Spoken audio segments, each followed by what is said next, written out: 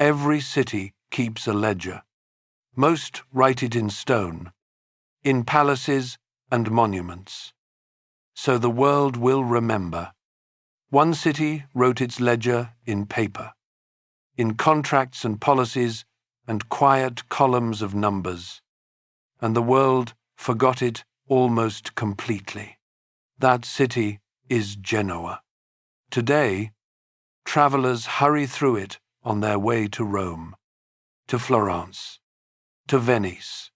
Few of them know that the boy who sailed to America in 1492 grew up in these alleys. Fewer still know that the earliest surviving marine insurance contracts were written a few streets from this harbour, or that the bankers of this town once managed the money of the largest empire on earth, or that ideas born here still hold up your mortgage, your savings, and your pension tonight. Venice built spectacle.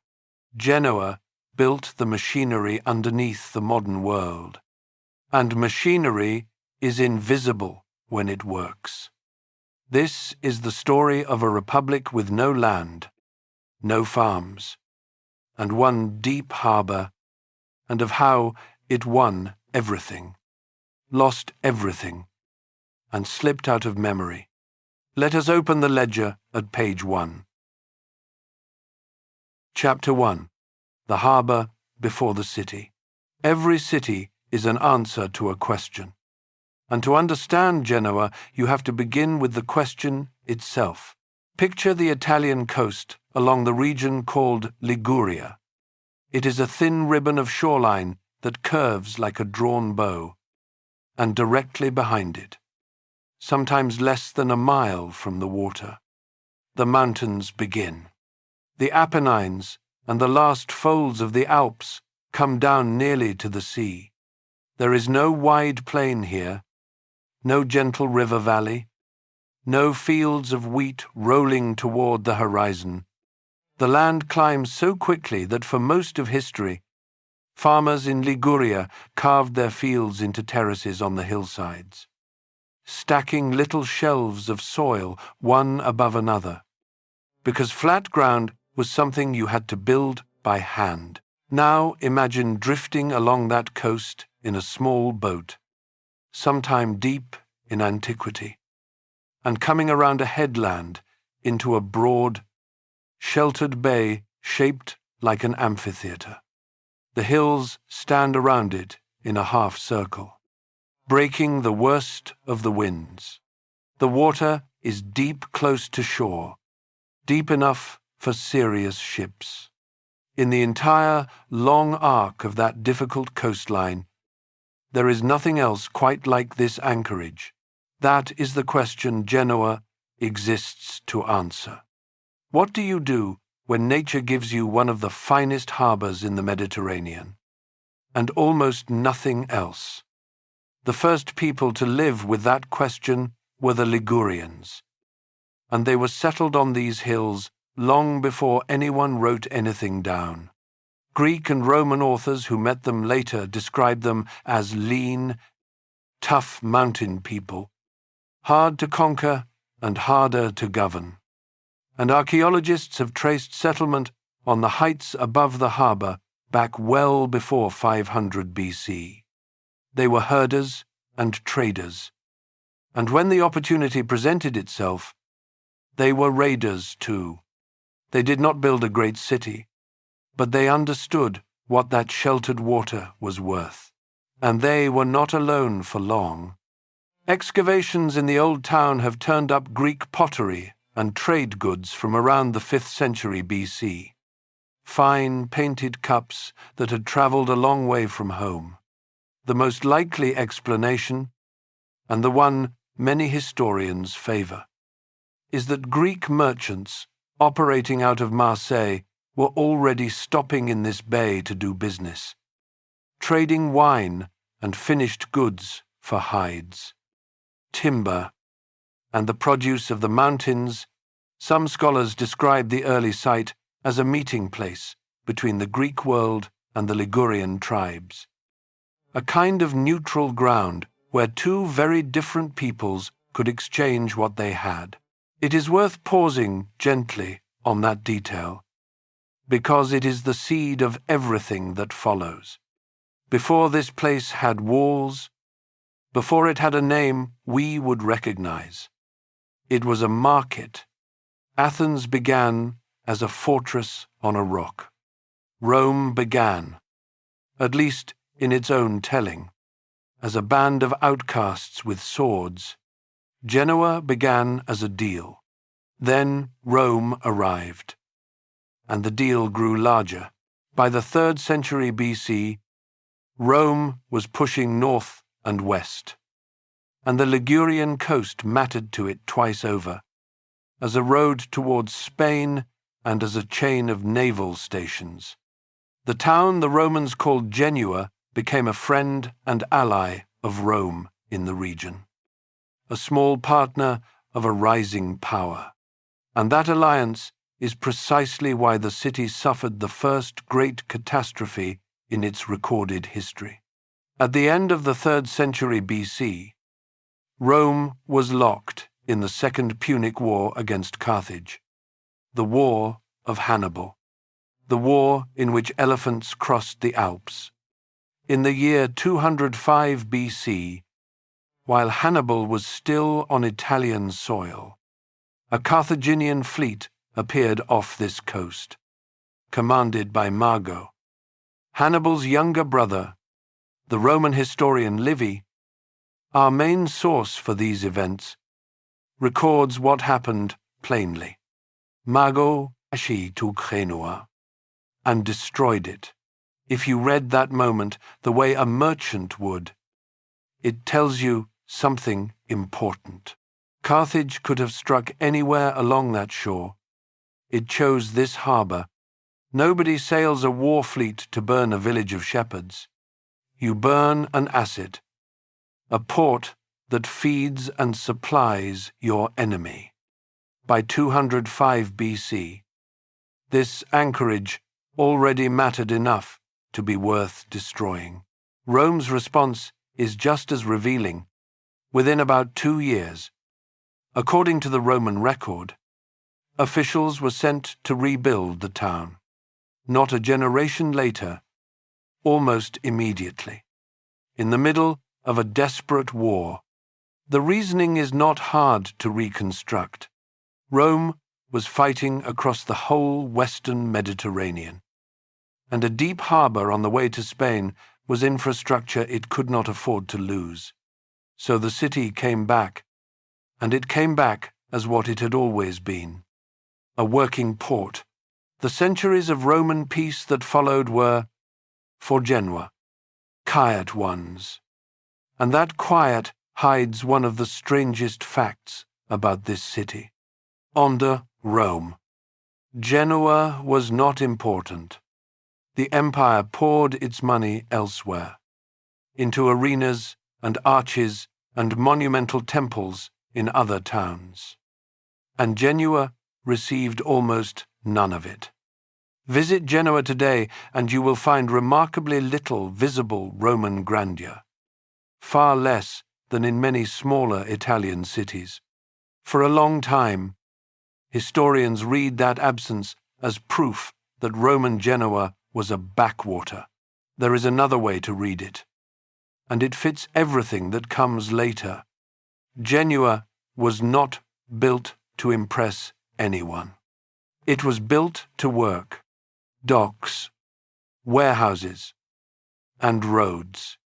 Above all roads, in the 2nd century BC, the Romans drove the great Via Postumia inland from Genoa, up over the mountain passes and across the whole width of northern Italy toward Aquileia on the far Adriatic coast. Stand at the harbor and follow that road in your mind, and you can see the design.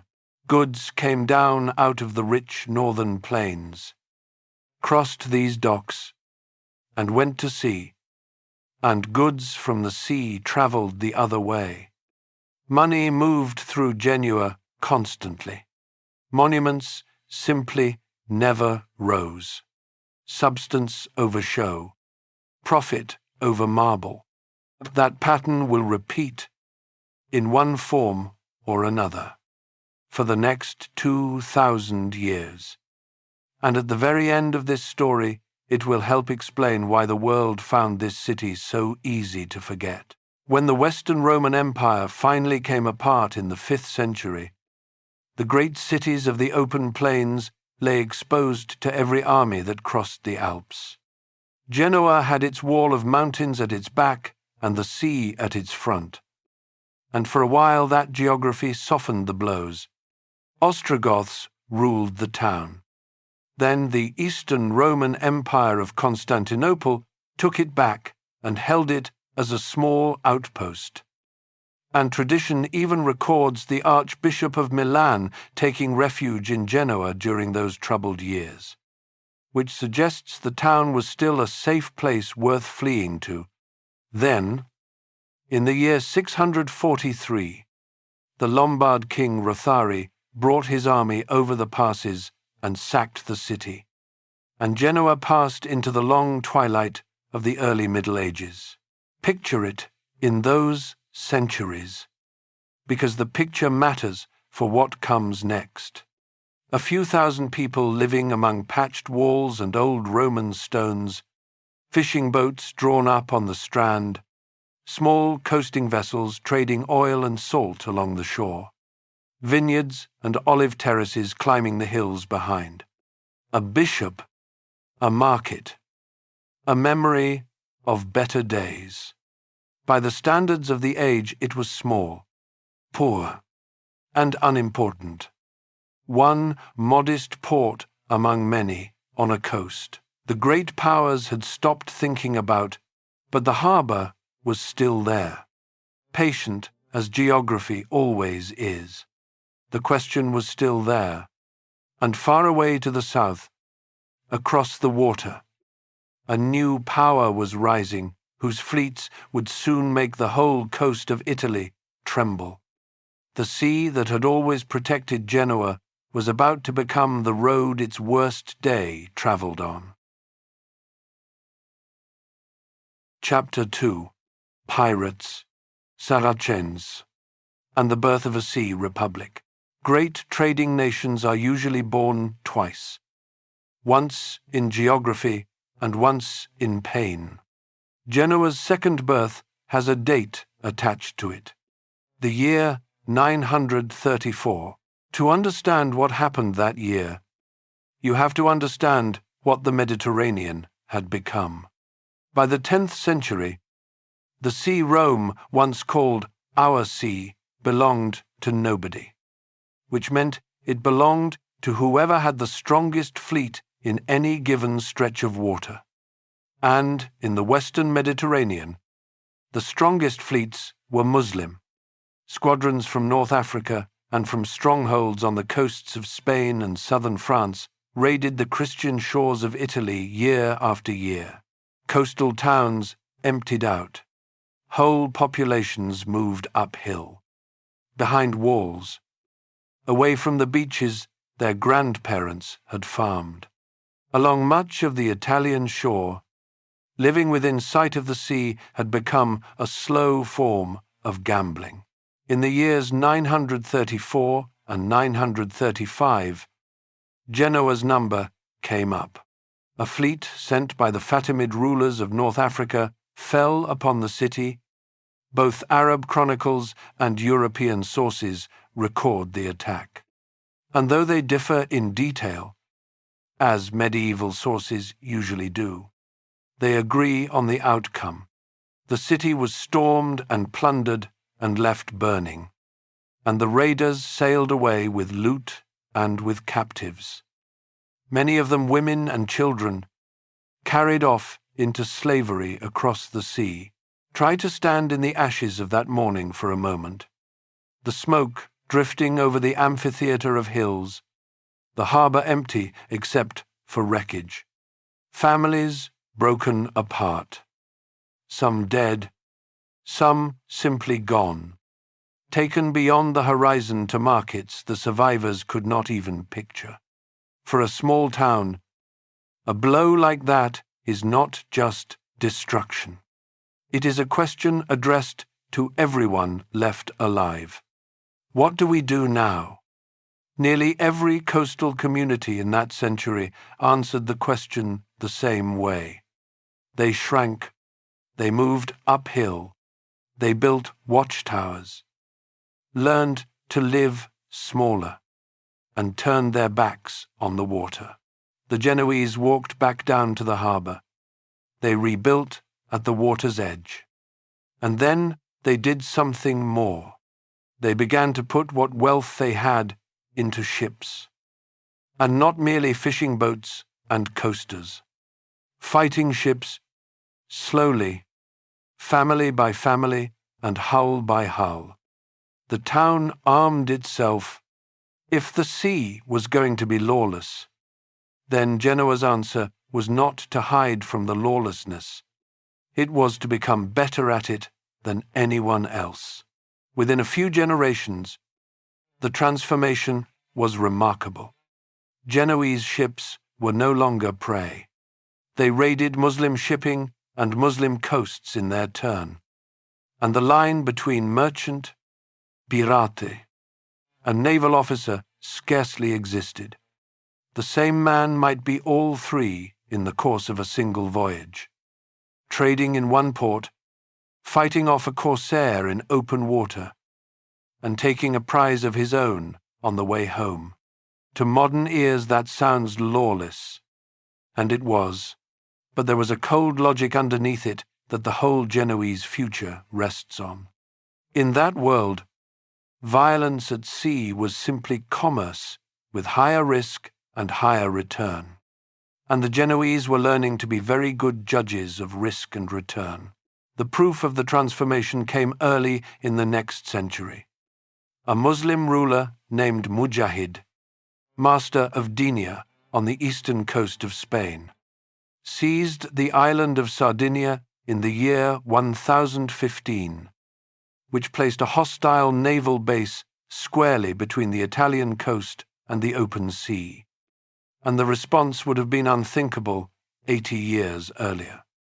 The fleets of two rising Christian port cities, Genoa and Pisa, joined together, sailed out to Sardinia, and in the campaigns of 1015 and 1016 drove Mujahid out.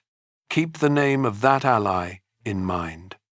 Pisa, the partnership sealed in those campaigns, is going to sour into one of the longest and most bitter rivalries of the entire Middle Ages, and it has a whole chapter of its own waiting later in this story. But for now, notice what the Sardinian expedition means. Barely 80 years after being burned to the ground and carried off into slavery, Genoa was projecting naval power across open water and winning. Few communities in medieval history turned from victim to power so quickly, and then, around the year 1099, the Genoese did something quieter than winning battles, and in the long run, far more important. They organized. The men of the city created an institution they called the Compagnia Communis. The word compagna is a cousin of the word companion, which at its root means someone you share bread with, and in Genoa it named a sworn association. The significant men of the city, the shipowners, the merchants, the noble families with their private towers, bound themselves by oath into one body, to govern the town and to coordinate its ventures at sea. Elected officials called consuls managed it, serving for fixed terms and then stepping down. It is worth settling into this idea slowly, because something genuinely new is taking shape here. Nearly all of Europe in that age was organized around kings, lords, and land. Power flowed downward from a crown, and it was inherited at birth. The Compagnia flowed upward from its members, and it was joined by oath. Its consuls were not anointed. They were chosen For a term, the way one chooses a manager. Members contributed resources, shared risks, and expected returns. Historians of the medieval Mediterranean have often remarked on how businesslike the arrangement was, and the plainest way to say it is this: when Genoa finally became a state, it became a state shaped like a company. No king, no founding dynasty, no sacred bloodline, just an agreement among people with money at stake, renewed and adjusted as circumstances changed. Venice, Genoa's great counterpart on the other side of Italy, crowned a doge for life and wrapped him in ritual until he resembled a priest as much as a ruler. Genoa, in effect, hired management on term contracts. The design carried a hidden cost. And honesty requires naming it now, because Genoa will pay that cost again and again in the chapters ahead. A company has shareholders, and shareholders quarrel.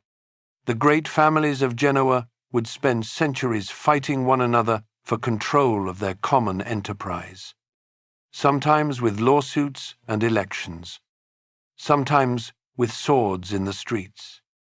And that endless internal quarrel would eventually cost the Republic more than any foreign enemy managed to take. But the design carried a strength as well, one that nobody in 1099 could have fully seen. A state built like a business thinks like a business.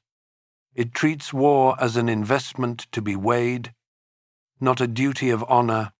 It reads a crisis the way a trader reads a market, looking for the opportunity inside the danger.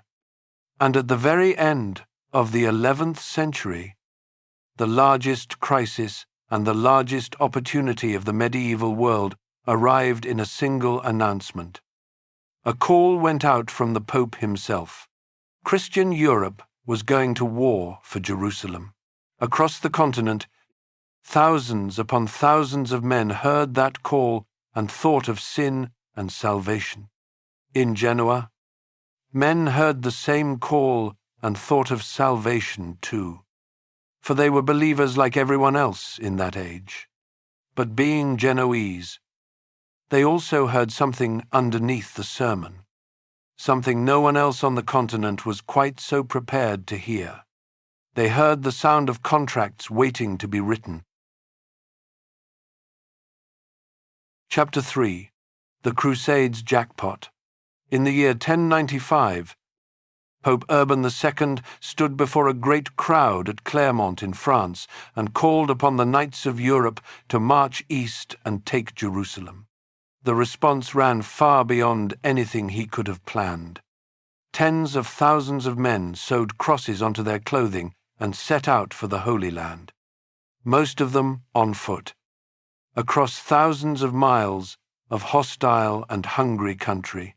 Here is the part of the Crusades that the storybooks tend to pass over, and it is exactly the part that made Genoa rich. An army is not a collection of swords. An army is a supply problem. Every one of those men needed grain, water, horses, timber, siege equipment, reinforcements, pay, and eventually a way home. The overland routes were slow and murderous, and everyone who tried them paid in lives. The sea was the only artery that truly worked. And in the western and central Mediterranean, the people who owned the sea were the Italians. Above all, Genoa, Pisa, and Venice. The Genoese moved early. By 1097, Genoese ships were supporting the Crusader siege of Antioch, one of the first great trials of the whole campaign, bringing in supplies and craftsmen when the army outside the walls was starving. And we happen to know an unusual amount about the Genoese role in these years because of one remarkable man, and he is worth a moment of your time. His name was Caffa. He was a Genoese layman, not a monk or a priest, and as a very young man he sailed east himself with the expeditions that followed the First Crusade. He climbed the ladders at the siege of Caesarea. He saw the new Crusader ports with his own eyes, and decades later, as an old and honored citizen, he wrote down the history of his city year by year, a work the Commune of Genoa officially adopted and continued, so that his annals became one of the earliest civic chronicles in medieval Europe written by a layman. That detail is a small window into the Genoese soul. In most of Europe, history was written in monasteries. As the story of God's plan unfolding, Genoa's history was written by a shipowner who had been there. And at times it reads less like scripture and more like a report to the partners of a firm. The most famous Genoese moment of the First Crusade came at Jerusalem itself. In the summer of 1099, the Crusader army had finally reached the Holy City after 3 years of marching and dying, and it was failing in front of the walls. The defenders were prepared. Water was scarce. Above all, the Crusaders lacked timber and skilled engineers. And without siege towers, the walls of Jerusalem were simply too strong. Then word came up from the coast. Genoese ships had arrived at the port of Jaffa, commanded by a shipowner named Guglielmo Embriaco, with an Egyptian fleet threatening the anchorage and no safe harbor to hold. The Genoese made a decision that has echoed through their city's memory ever since. The chronicles of the Crusade tell us they dismantled their own ships, took them apart plank by plank, and hauled the timber, the ropes, the nails, and the iron fittings overland, up into the hills, to the army camped before Jerusalem. There, Genoese carpenters and engineers built the great siege towers, and in July of 1099 those towers reached the walls, and the city fell. Imagine the sound of that work for a moment. The steady hammering in the summer heat, sailors taking apart the very hulls that were their only way home, because the wood was worth more as a weapon than as a ship. Burning your boats is an old metaphor for commitment. The Genoese did something more practical than burning theirs. They converted them from transport into siege equipment, the way a merchant converts one asset into another when the market shifts. In the annals, Embriaco earned the nickname Testa di Maglio, which means hammerhead, and Genoa remembers him still, with a tower in the old city that carries his family name. But it would be a mistake to leave the story wrapped in heroism alone, because the Genoese were negotiators to the bone, and they billed for their services. In return for naval support, the new Crusader rulers granted Genoa privileges that a modern reader will recognize instantly. Streets and market quarters in captured cities such as Antioch and Acre, exemptions from customs duties, fixed shares of plunder, written into agreements before the fighting began. A proud Genoese tradition, recorded in the city's own chronicles, holds that their part in the taking of Jerusalem was honored with a golden inscription in the Church of the Holy Sepulchre itself. The inscription is long gone, and scholars have debated its history, some doubting the tradition and others defending it. But true or embellished, the claim tells you exactly what Genoa believed the crusade to be. Not only a pilgrimage, a contract, faithfully performed, and payment was expected. Something else came home from those wars, and it may be the most Genoese story of all. In the year 1101, after the capture of Caesarea, the Genoese share of the spoils included a striking green vessel, a large six-sided basin of deep emerald color, which came to be called the Sacro Catino. As generations passed, legend gathered around it. It was said to be carved from a single enormous emerald. It was said to be the dish used at the Last Supper. In time, some voices called it the Holy Grail itself, resting not in a castle of legend, but in a treasury in Genoa. Centuries later, after Napoleon carried it off to Paris and it was examined and accidentally broken, the vessel turned out to be glass, ancient and beautiful Islamic or Roman glasswork. But glass. It sits in Genoa to this day, carefully repaired, still green, still luminous. Venice, famously, smuggled the body of St. Mark out of Egypt and built the identity of an entire republic around that one relic. Genoa acquired what might be the most valuable relic imaginable as a share of plunder, entered it among the city's treasures, and went back to business. It is hard to find a shorter portrait of the difference between those two republics. Now step back with me and take the measure of what the Crusades actually did for Genoa, because the loot and the legends were the smallest part of it. Before the First Crusade, Genoa was a tough regional port with a strong fleet. A generation after it, Genoa held trading quarters strung like beads across the eastern Mediterranean, from the Syrian coast to the approaches of Constantinople. Each quarter was a foothold in the richest commerce on earth. The flow of spices, silk, dyes, alum, and sugar out of Asia into Europe. Each foothold generated voyages, and voyages generated contract, and contracts generated paperwork, and paperwork, as a later chapter will show, is where this city quietly changed the world. There is a modern comparison that fits almost too well. When a gold rush begins, the prospectors take the risks, and the steadiest fortunes go to the people selling shovels, supplies, and passage. The Crusades were the great gold rush of the Middle Ages. The knights went for glory and for salvation, and a great many of them left their bones in the sand.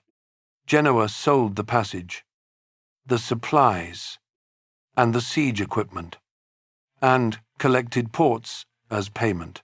By the middle of the 12th century, the returns were visible in stone all over the city. New walls enclosing a larger town, new churches, including the great Cathedral of San Lorenzo with its bands of black and white marble.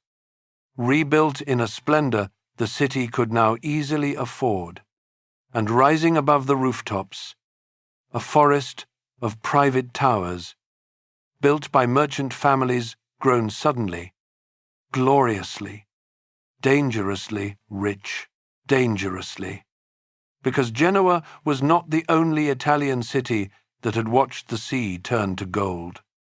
Down the coast, 150 miles away, stood another republic with another fleet, the old ally from Sardinia, the partner of the crusading years, running precisely the same business plan toward precisely the same markets.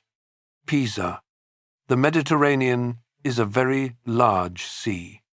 The 12th century was about to demonstrate that it was not large enough for both of them. Chapter 4. Killing Pisa.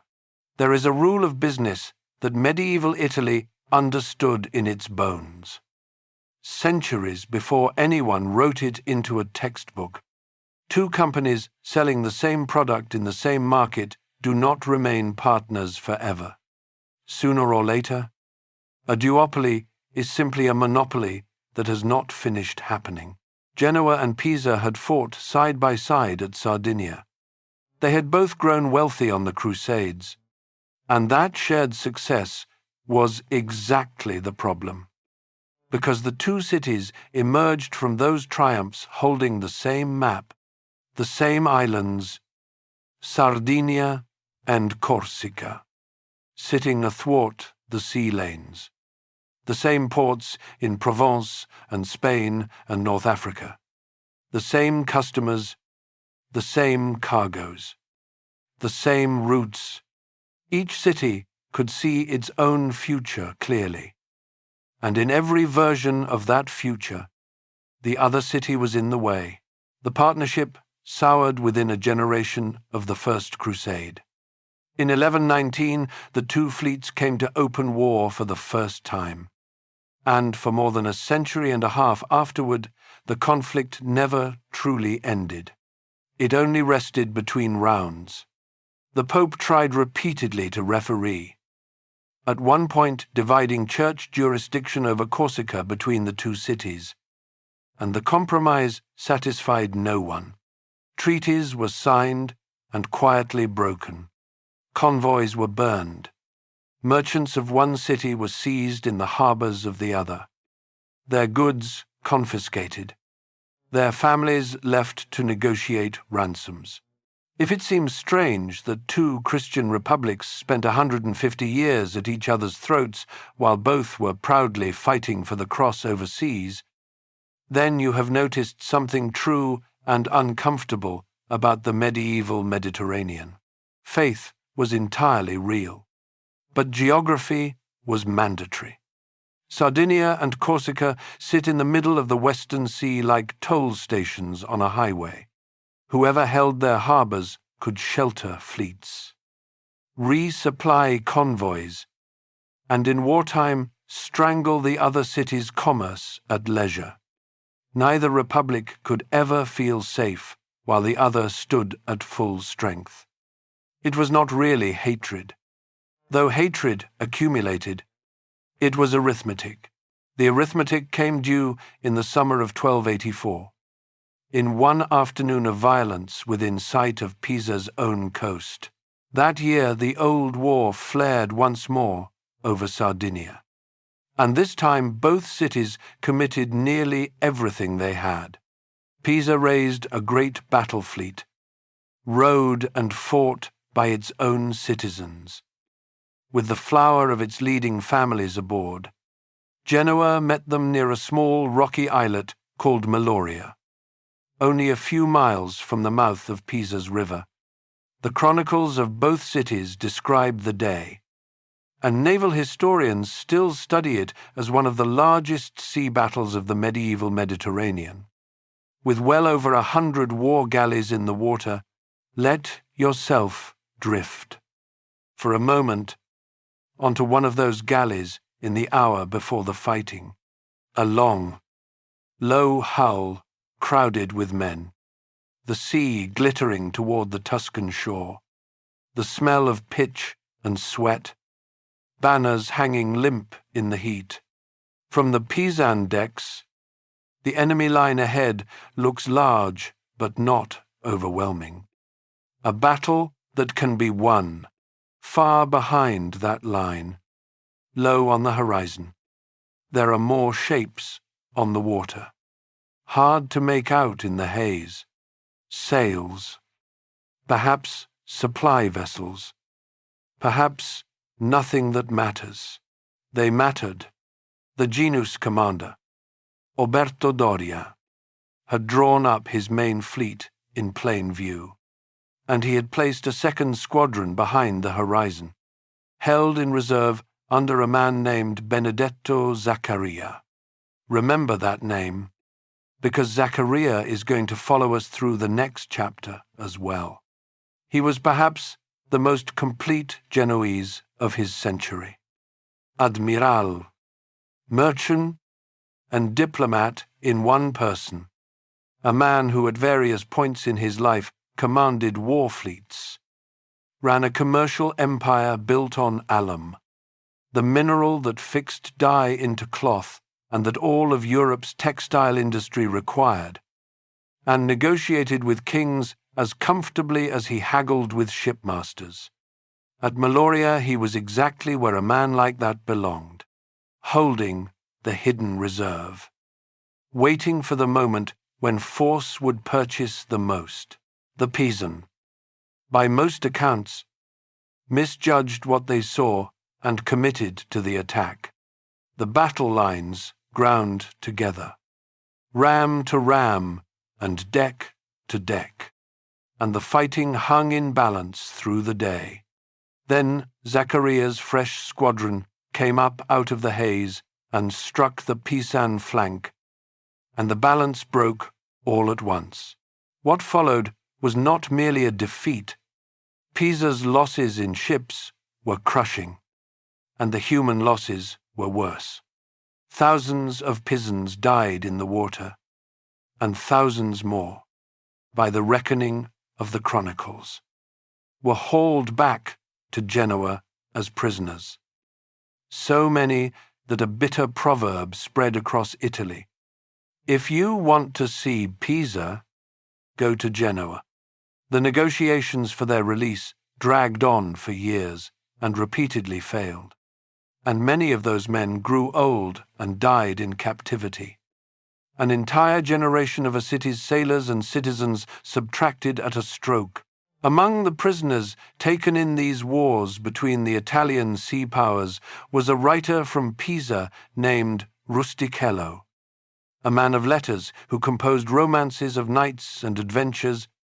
I am going to leave him there for now, sitting in a Genoese prison with time on his hands, because in a few chapters another prisoner is going to be led into that same captivity, a talkative merchant from Venice with an unbelievable story.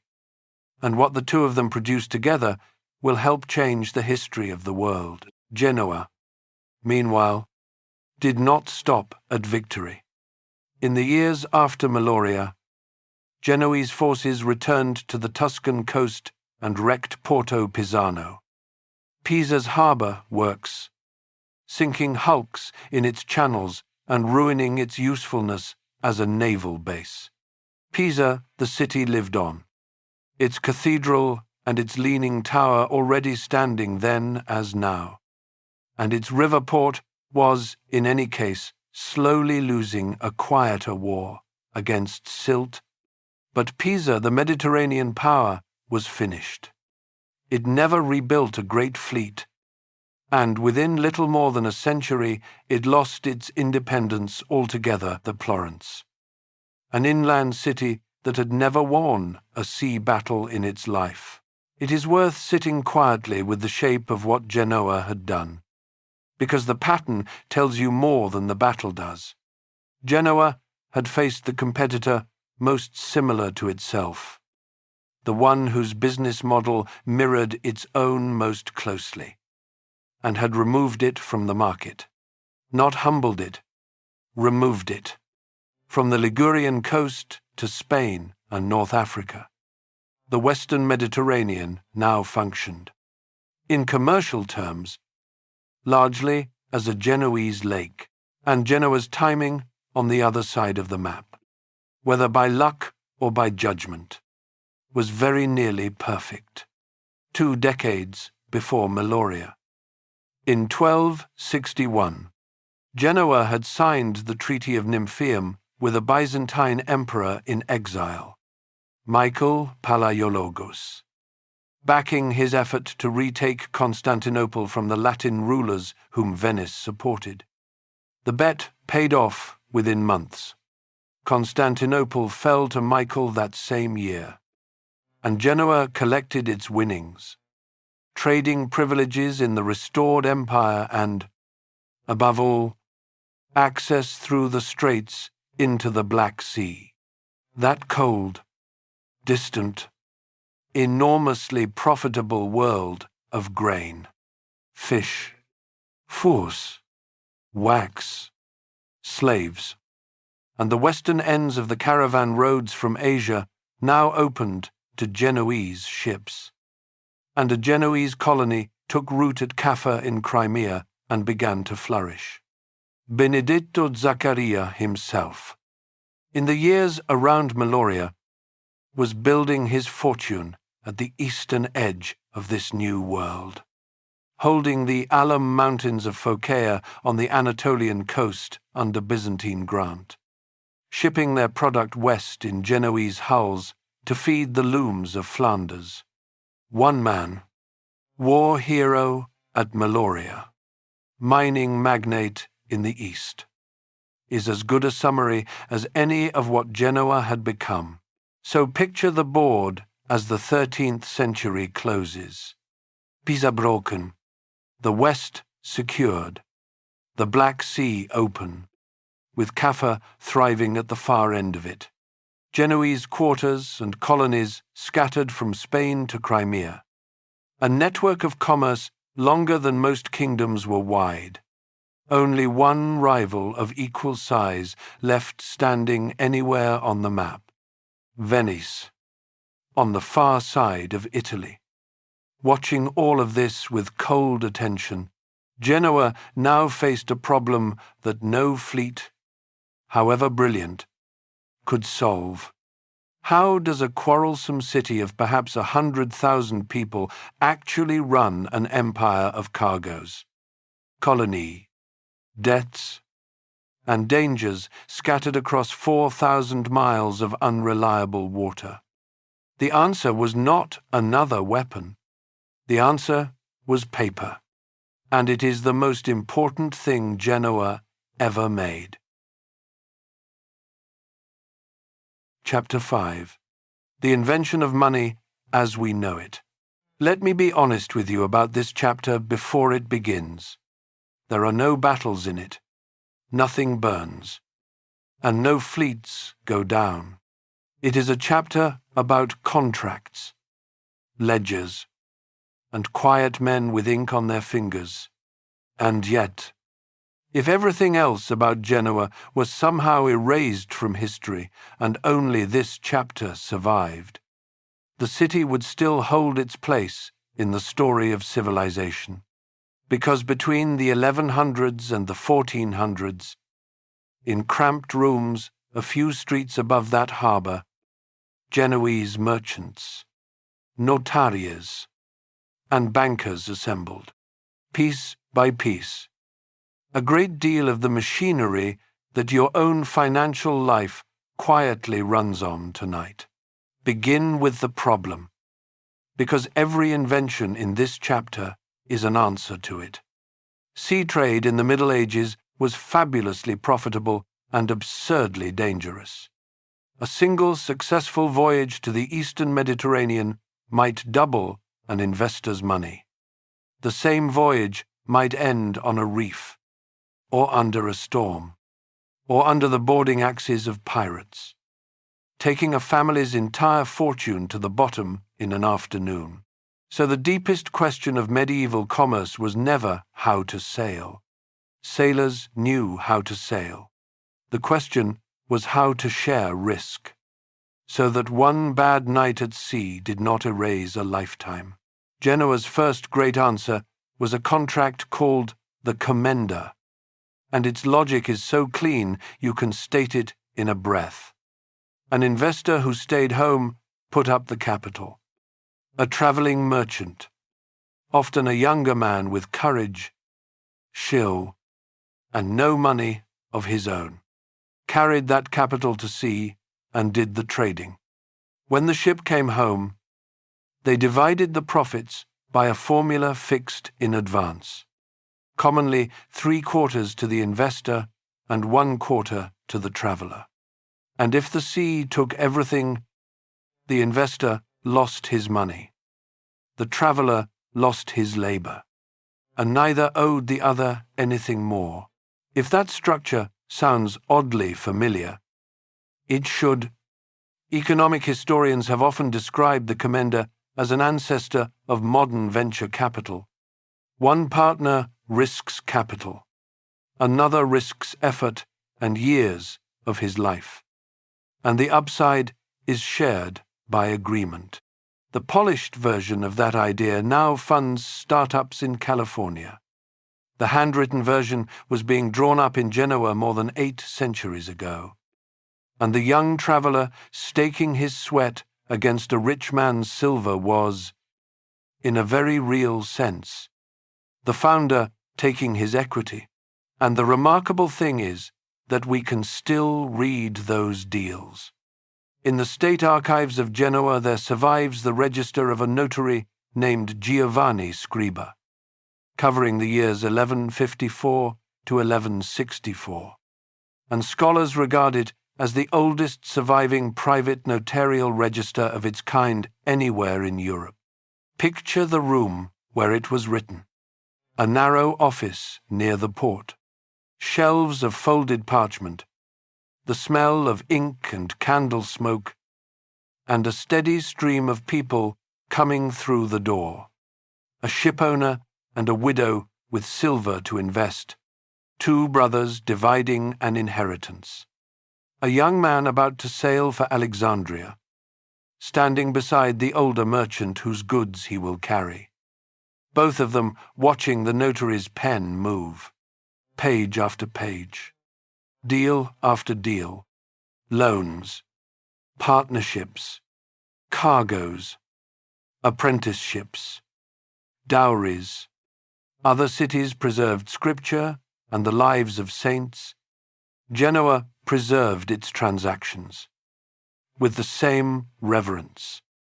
And that choice tells you what this city considered sacred. Once risk could be shared. The next problem was money itself, because coins are heavy, and a chest of silver on a ship is less a payment than an invitation. The instrument that answered this was the bill of exchange, a piece of paper by which a merchant could pay coin to a banker in one city and have a partner or agent receive payment in another city.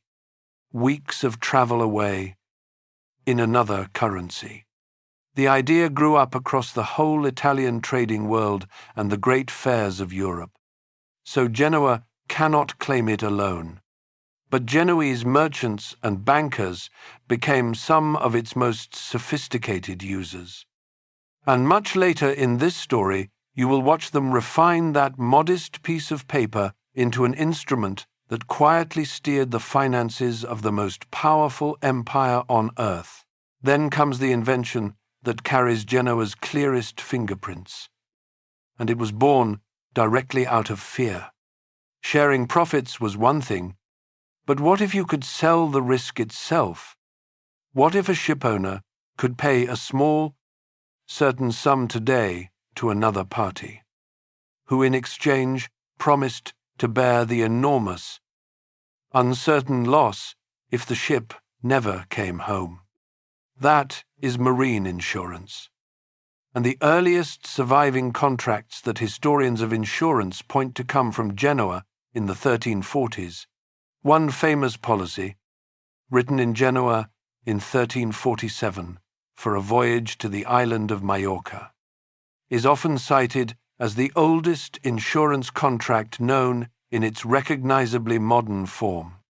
Strip away the parchment and the Latin, and it is the same bargain that protects your car, your house, and your family right now, somewhere in those narrow streets, 7 centuries ago.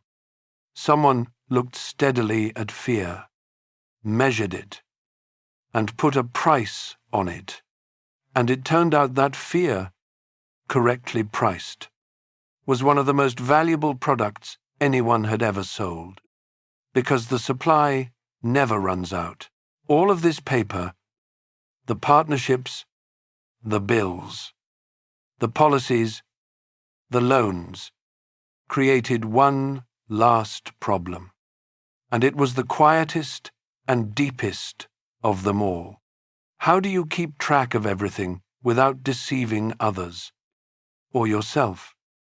The answer was double-entry bookkeeping, the discipline in which every transaction is written down twice, once as a debit in one account and once as a credit in another, so that the books must always balance, and an error or a lie has nowhere to hide. Here, fairness requires a small confession. Several Italian cities have claims in this story, Florence and others among them, and scholars still debate where the method first fully matured. But the ledgers of Genoa's own city treasury for the year 1340 survive, and historians of accounting regularly cite them among the earliest complete examples of true double entry anywhere in the world. Wherever the finish line was first crossed, Genoa ran in the leading pack, and what matters more is how the city used the method, not as a scholar's curiosity, but as daily plumbing, the ordinary way a serious enterprise knew the truth about itself.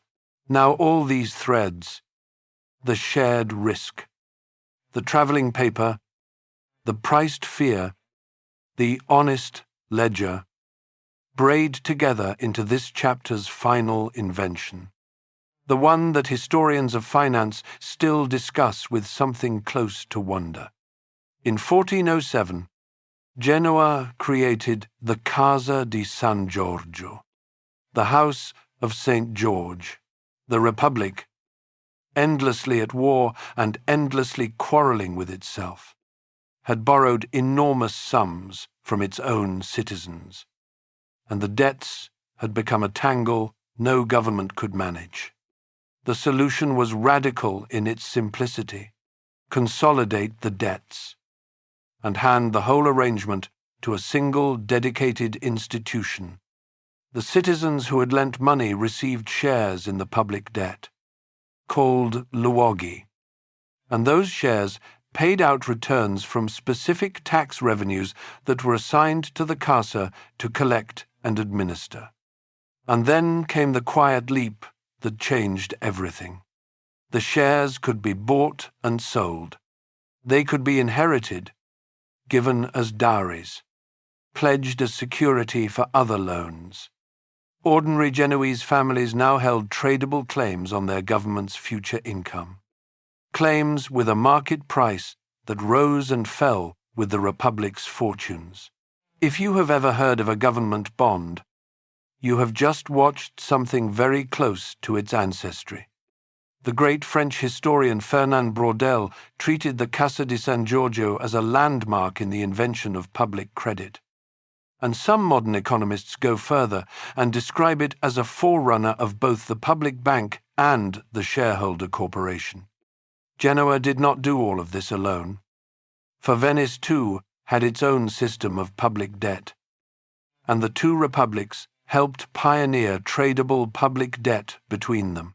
But no institution of that age grew quite like San Giorgio. Because San Giorgio proved to be steadier than the state that created it, governments in Genoa rose and fell with the family feuds. Doges came and went. Foreign lords took the city and lost it again. And through all of it, the Cassa collected its taxes, paid its shareholders, and kept its books balanced. In time, the Republic began handing the Cassa actual territory to govern, including, for a long stretch, the entire island of Corsica, which was administered not by the Genoese state but by the bank. Machiavelli himself, writing about Genoa, paused over this arrangement with fascination, a state within the state, in which the institution of credit was more orderly, more trusted, and more permanent than the government it served. In most of the medieval world, the most reliable institution in any city was the church.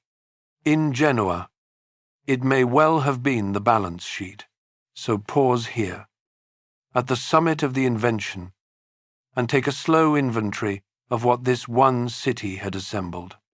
a way to fund ventures by sharing risk between capital and effort, a way to move money across distance on paper, a way to sell protection against disaster, a way to keep accounts that cannot easily lie, and a way to turn public debt into a living market, watched over by an institution stronger than politics. That is not a museum of medieval curiosities. That is, in early form, the operating system of the modern economy, assembled in one loud, crowded, quarrelsome port, largely because its people had no farmland, and therefore no choice. But an operating system will run whatever is loaded into it, and it asks no questions. Genoa's network could move anything the world produced across 4,000 miles of water, faster and more reliably than almost anyone else in its part of the world. Silk moved, grain moved, alum and silver and wax and human beings moved. And in the autumn of 1347, a few Genoese galleys came home out of the east carrying something new, something no contract had anticipated, no policy could cover, and no ledger had a column for. The most efficient trading network in the Mediterranean was about to make its darkest delivery. Chapter 6. The Black Death sails from Caffa. Every system has a hidden flaw that only a disaster can reveal. For 2 centuries, Genoa had been building speed and connection, ships that crossed the sea in weeks, colonies linked like relay stations from Crimea to Spain, a network designed to move the goods of Asia into the heart of Europe with as little friction as possible. In 1347, that network worked exactly as designed, and that was the catastrophe. The story begins at the network's far end, at Caffa, the great Genoese colony on the Crimean peninsula. Caffa was one of the jewels of the entire system, a boom town on the Black Sea where the caravan roads from Central Asia met Genoese shipping. Its markets handled silk, spices, furs, grain, and slaves. Tens of thousands of people lived there, Genoese and Greek and Armenian and Tatar side by side, under the banner of St. George. Thousands of miles from Liguria, in the 1340s, Caffa was under Sieg. A dispute with the Mongol Khanate of the Golden Horde had spiraled into war, and the Khan's army sat down before the city walls. And somewhere in that besieging camp, men began to die of a sickness that had already been moving slowly westward for years along the same caravan roads that fed Caffa's markets. It began with fever and exhaustion. Then came the swellings, dark and painful, at the neck, the armpits, the groin. Death often followed within days. One account of what happened next was written by an Italian notary named Gabriele de Mussi, close in time to the events. He recorded a claim that has haunted readers for nearly 7 centuries, that the Mongol commander, as his army sickened, ordered the corpses of plague victims loaded onto catapults and thrown over the walls into the city. If it happened as de Mussi describes, it may be the most consequential act of biological warfare in human history. But honesty requires care here. Modern historians debate the account. De Mussi was probably not at Caffa himself, and the plague travels efficiently through rats and fleas without any assistance from siege engines. The corpses may be fact, or partly fact, or a horrified rumor that hardened into a story. What no serious historian doubts is what happened afterward. Ships left the Black Sea carrying the infection toward the Mediterranean.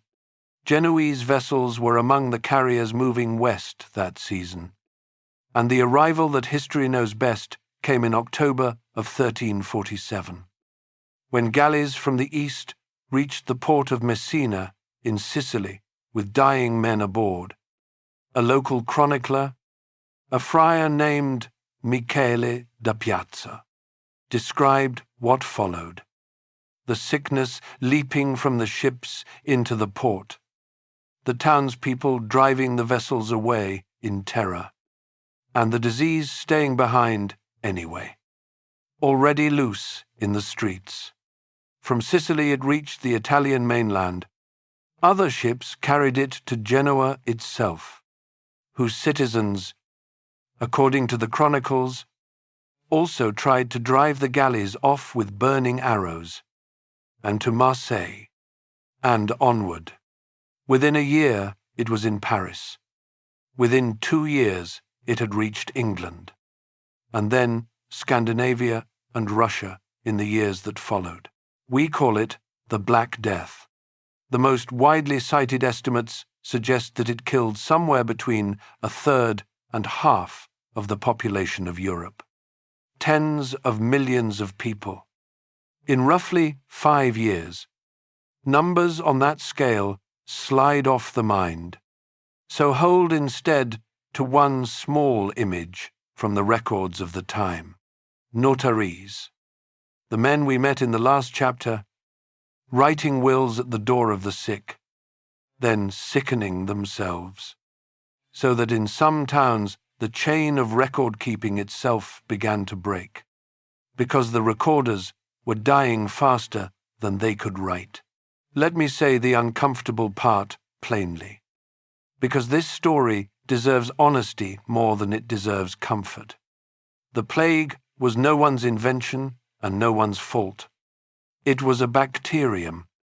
Moving as such, things have always moved, from animals to fleas to people, but the speed of the catastrophe was made by human hands. The disease crossed in months distances that in the ancient world would have taken decades, and it did so on the decks of trading ships, following routes that ambition, much of it Genoese ambition, had drawn across the map. The network did not create the fire. The network was the wind. That lesson did not expire with the Middle Ages. Every connection that carries wealth carries everything else that can travel.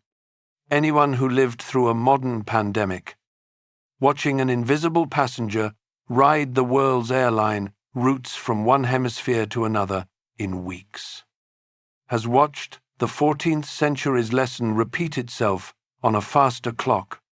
Genoa learned it first, and learned it at home, for the plague spared nothing in its birthplace of profit.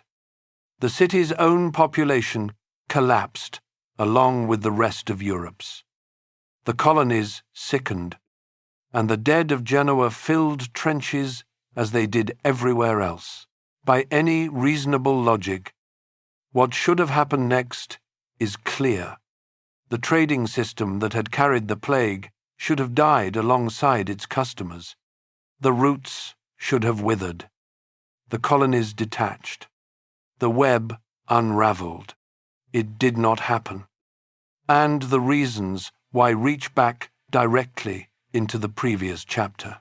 Consider what a catastrophe on that scale does to an economy built on personal trust alone.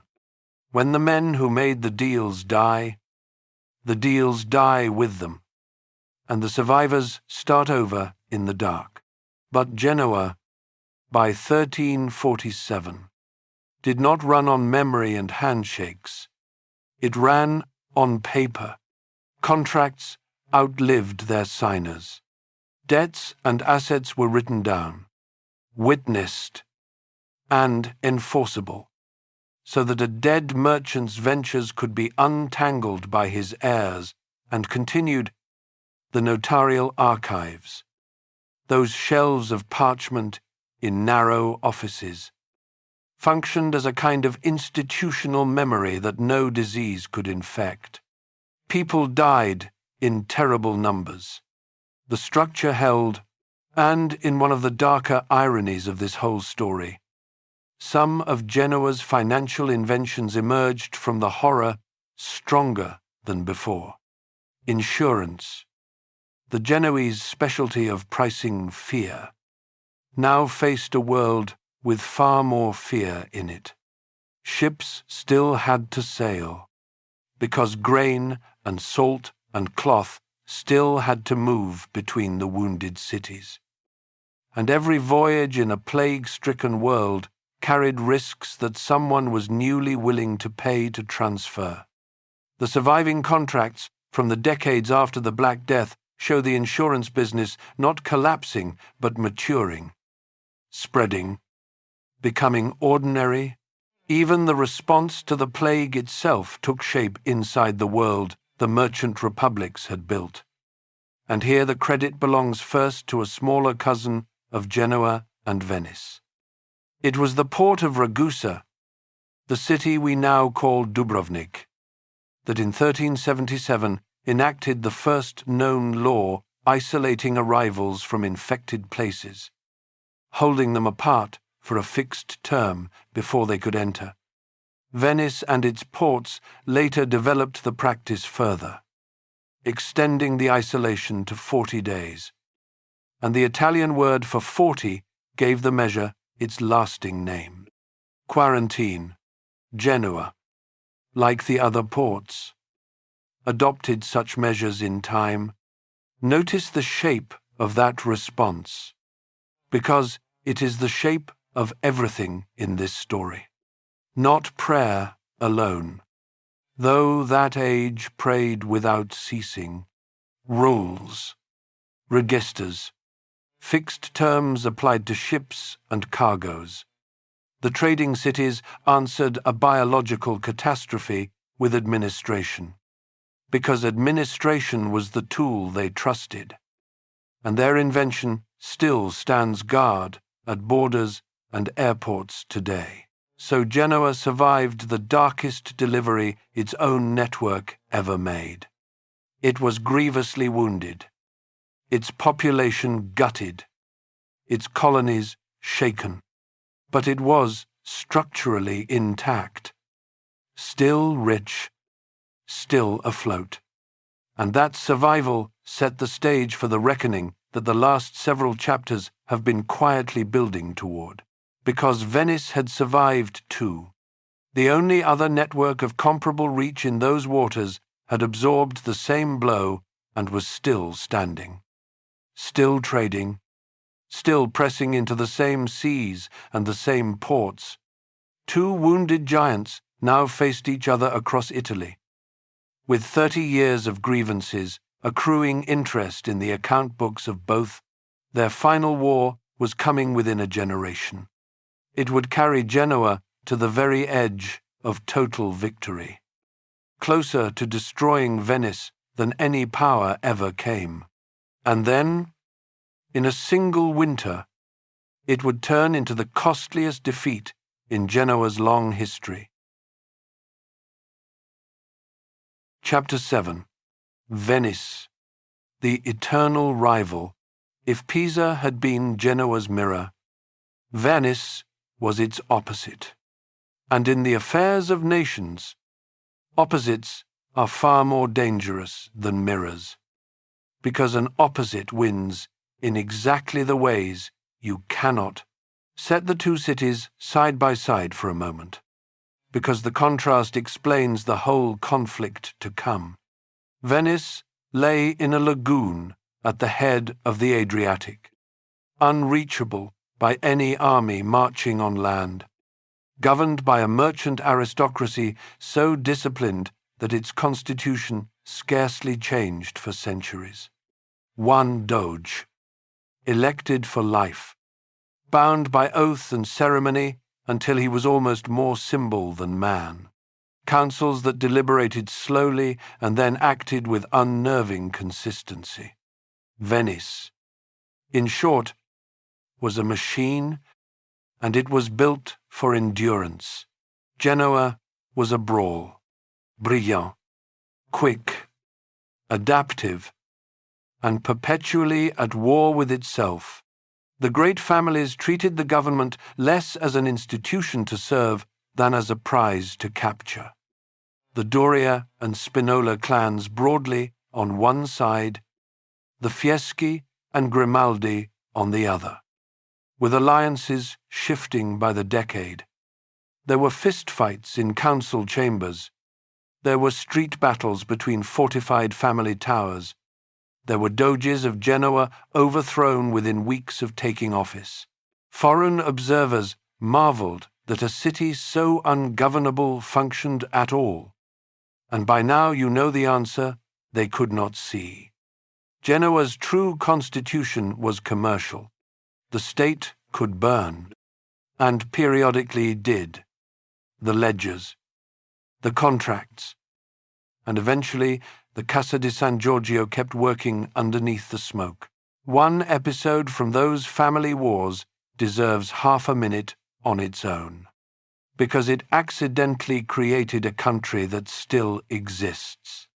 In 1297, during one round of factional fighting, a member of the Grimaldi clan seized a fortress on a rock far down the coast, by tradition slipping inside disguised as a monk before opening the gates to his men.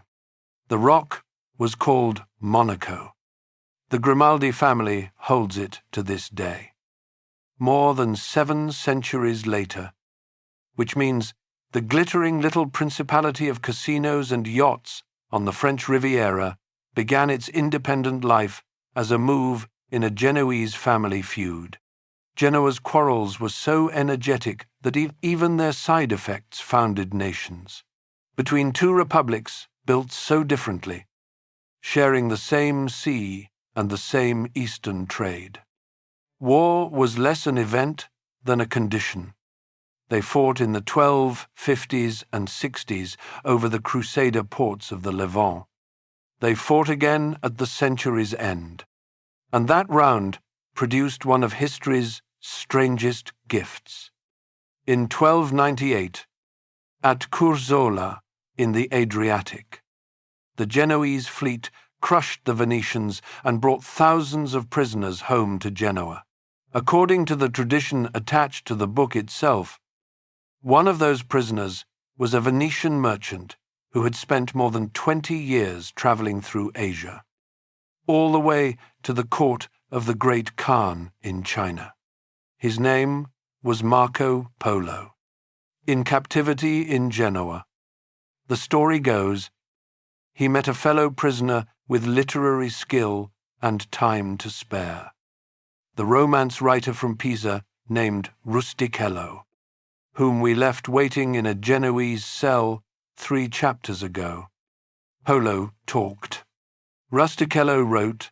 The result was the book the world knows as The Travels of Marco Polo, the account of Eastern riches that would burn in Europe's imagination for the next 2 centuries. Scholars note, as they should, that the prison story comes to us from tradition more than from proof. But the book is real. The Genoese captivity is the setting the book's own tradition gives us, and the consequences are beyond argument. Keep that book somewhere in your mind. In a later chapter, a sailor from Genoa is going to read it.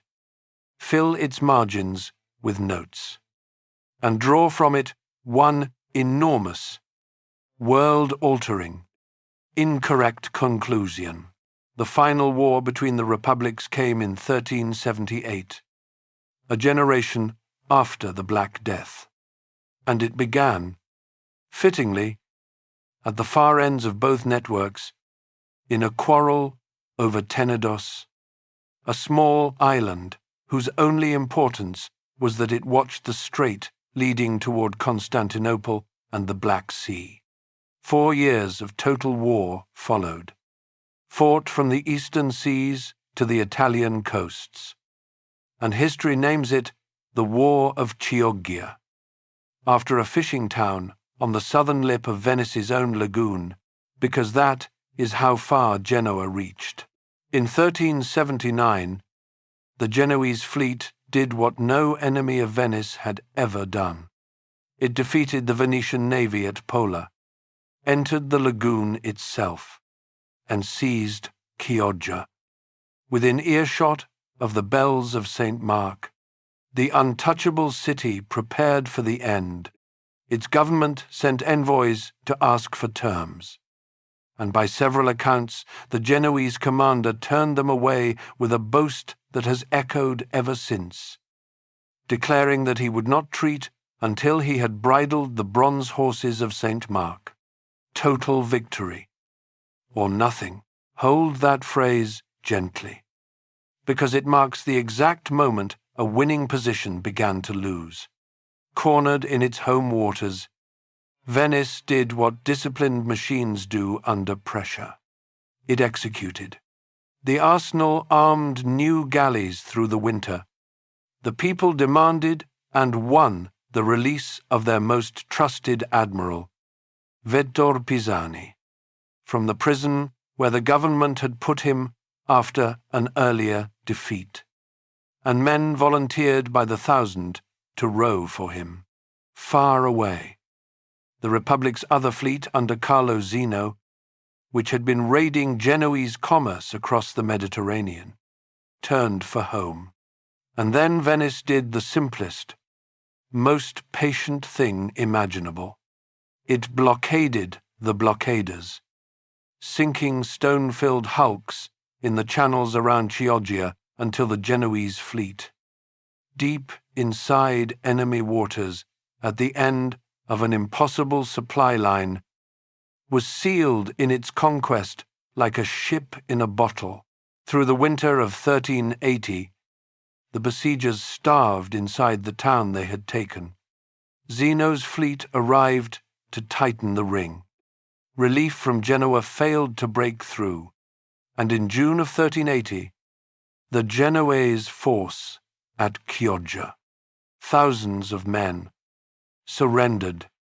The war sputtered on elsewhere for another year, and the Peace of Turin in 1381 read, on parchment, almost like a draw, with concessions traded on both sides.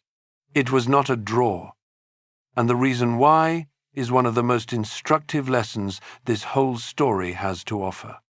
Wars between systems are not won by the sharpest sword. They are won by the deeper balance sheet and the steadier institutions. Venice absorbed the catastrophe, refinanced through its own public debt, and within a generation resumed its rise, expanding on the Italian mainland and holding its eastern trade.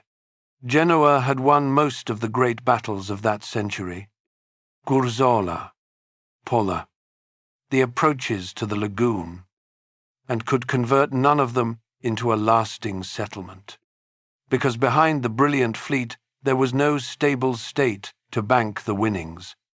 Within a dozen years of Chioggia, Genoa's exhausted factions handed the city to a French governor, and after him came Milanese lords, and after them the French again, a revolving door of foreign masters turning for a century. The republic that could organize capital better than almost anyone on earth could not, in the end, organize itself. So the score, by the middle of the 1400s, seemed final. Venice was the great power of the sea, serene and expanding. Genoa was a brilliant, quarrelsome, second-place city, renting out its own governance, its energies spent on defending what remained, and what remained was shrinking, because a new power was rising in the east that cared nothing for the old rivalries. The Ottoman Turks took Constantinople itself in 1453, closing their hand around the straits, and one by one the Genoese colonies of the Black Sea began to fall away, until even great Caffa's days were numbered. The Eastern Gate. The gate Genoa had pried open at Nymphaeum 2 centuries before, was swinging shut, and it is precisely there, in that closing, dimming, backward-looking Genoa, that the next chapter of this story begins, because in 1451, in the household of a wool weaver of modest means, in a city that could no longer offer its sons the East, a boy was born. The East was closed to him, so he would spend his whole life persuading someone, anyone, to let him sail the other way. Chapter 8. The Boy from the Wool District. In 1451, in a Genoa that was watching its Eastern Empire fade colony by colony, a son was born to a wool weaver named Domenico Colombo. The family was respectable but modest. Domenico worked wool, kept a tavern for a time, served as a keeper of one of the city gates, and moved between Genoa and the nearby town of Savona, always chasing slightly better circumstances and never quite catching them. His son was named Cristoforo. The English-speaking world knows him as Christopher Columbus. Let me deal gently but clearly with the question of his origins, because you may have heard competing claims, and some of them make lively headlines. Over the years, writers have proposed that Columbus was secretly Spanish, or Portuguese, or Greek, or a dozen other things. Alternative theories about famous men are a permanent industry. But the mainstream consensus among historians rests on a heavy stack of ordinary paper. And by now you know which city keeps ordinary paper better than anyone. Notarial records from Genoa and Savona. The same kind of documents we read over the shoulder of Giovanni Scriba 3 chapters ago. Track the Colombo family through decades of unremarkable business. Debts, apprenticeships, property, wool. Columbus himself, in a formal document arranging his estate, spoke of Genoa as the city where he was born and from which he came. His son Ferdinand and the people who knew him treated his Genoese origin as a plain fact. Some scholars continue to debate details of his early years, and the debates will likely never fully end. But if the standard is surviving evidence, Columbus was Genoese, and the city has the receipts. Of course it does. It always kept receipts. The more interesting question, the one that actually explains history, is not where Columbus was born. It is what being born there did to him. Consider what a boy absorbed simply by growing up in Genoa in the 1450s and 60s. The city's entire identity taught that the sea was not a boundary but a road. Nearly every family had someone on the water. The talk in the taverns, perhaps in his own father's tavern, was of cargoes and winds, of routes and freight rates, of which shipmaster had made his fortune and which had drowned trying. In the city's memory stood men like Benedetto Zaccaria, the admiral of Meloria, who had also been a merchant prince and a diplomat. Proof that on the water, talent could carry a man far beyond his birth. A weaver's son in most of Europe would die a weaver. A weaver's son in Genoa could look at the harbour every morning and see another possibility riding at anchor. By his own later account, Columbus went to sea very young, and his early voyages on Genoese business carried him across the Mediterranean and then out through the straits into the wider Atlantic world, to Portugal, to England, by his own claim as far north as Iceland, and south along the African coast where the Portuguese were pushing their explorations year by year. Genoese merchants and Genoese money were already embedded in Lisbon and Seville. Part of that quiet diaspora of talent, a fading city exports, Columbus settled for years in Portugal, married there, and made his living partly as a maker and seller of charts. A man who handled the shape of the world for a living, and the timing of his youth mattered as much as its geography. Columbus was 2 years old when Constantinople fell to the Ottomans in 1453. He was in his 20s when Caffa, the great colony from our plague chapter, finally fell in 1475. He grew up inside the slow closing of the Eastern Gate, in a city whose oldest men could remember the Black Sea trade in its glory and whose youngest could see it dying. The entire economic logic of his hometown was being amputated in real time, and everyone on those docks understood which way the future did not lie. The only open direction on the map was west, into the ocean. Now add one book, the one we have been carrying since the prison chapters, The Travels of Marco Polo, spoken by a Venetian captive to a Pisan writer after a Genoese naval victory, describing the silks of China and the gold-roofed palaces of Japan. A printed copy of that book survives to this day, its margins crowded with handwritten notes. And it belonged to Columbus. He did not read it as entertainment. He read it as a prospectus. Asia was real. Asia was reich. Asia had an eastern coast. And since every educated person of his age knew perfectly well that the world was a sphere, that coast could in principle be reached by sailing west. Columbus then did the calculation. And here is the part of the story that school versions tend to soften. He got it wrong, magnificently wrong.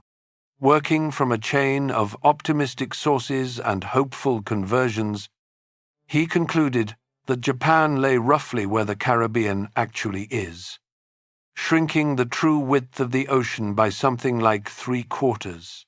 The learned commissions that examined his proposal in Portugal and later in Spain did not reject him because they thought the earth was flat. No serious scholar of that age thought the earth was flat. They rejected him because their mathematics was better than his. An ocean of the true size could not be crossed and survived by the ships of that century, on the evidence available. The experts were right, and Columbus was wrong.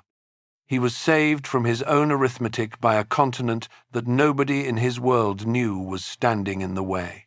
A question worth pausing on is why Genoa itself never funded him.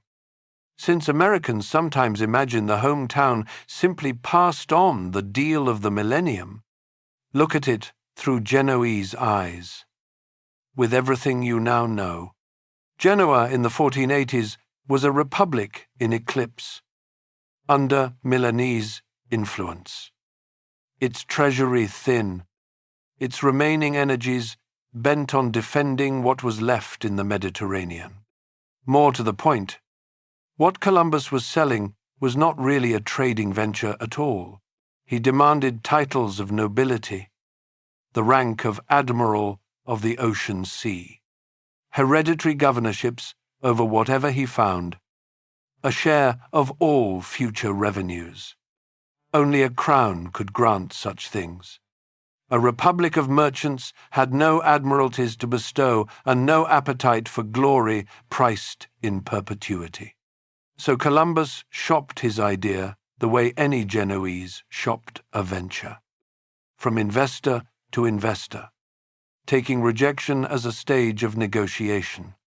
Portugal said no twice. Spain said no for years, while its monarchs finished their long war against Granada. And then, in January of 1492, Granada fell. And in the changed mood of that victorious season, Queen Isabella and King Ferdinand finally said yes. Here is the detail that almost every retelling misses. The one that quietly makes this a Genoa story and not only a Columbus story. Look at who actually financed and structured the enterprise. The Crown's own cash contribution was famously modest, and the romantic tale of the Queen pawning her jewels is legend, not ledger. A large share of the money was advanced through Luis de Santango, a financial officer of the court, and alongside the Spanish funds stood Italian capital, including that of Francesco Pinelli, a banker established in Seville whose family came from Genoa. The Genoese merchant colony in Seville and Cadiz was already among the most powerful financial communities in Spain, and it would soon become more powerful still. And consider the shape of the contract itself. Sovereign investors risking capital they could afford to lose. A traveling partner risking his life for a share of the upside. With titles in place of equity. Profits divided by a formula fixed in advance. Columbus sailed under the banner of Castile. But the deal underneath the banner was as old as Giovanni Scriba's register. It was, in its bonds, a commenda.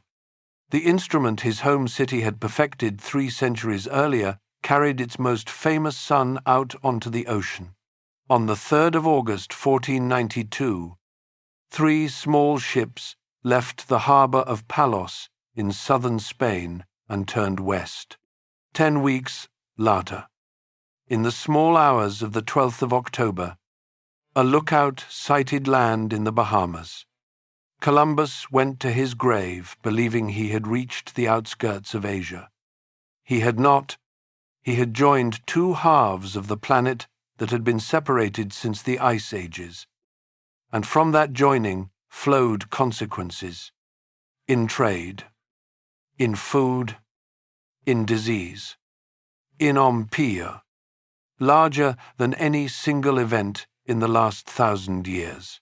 I will not sell you a marble statue of the man, because honesty is the standard we set at the start.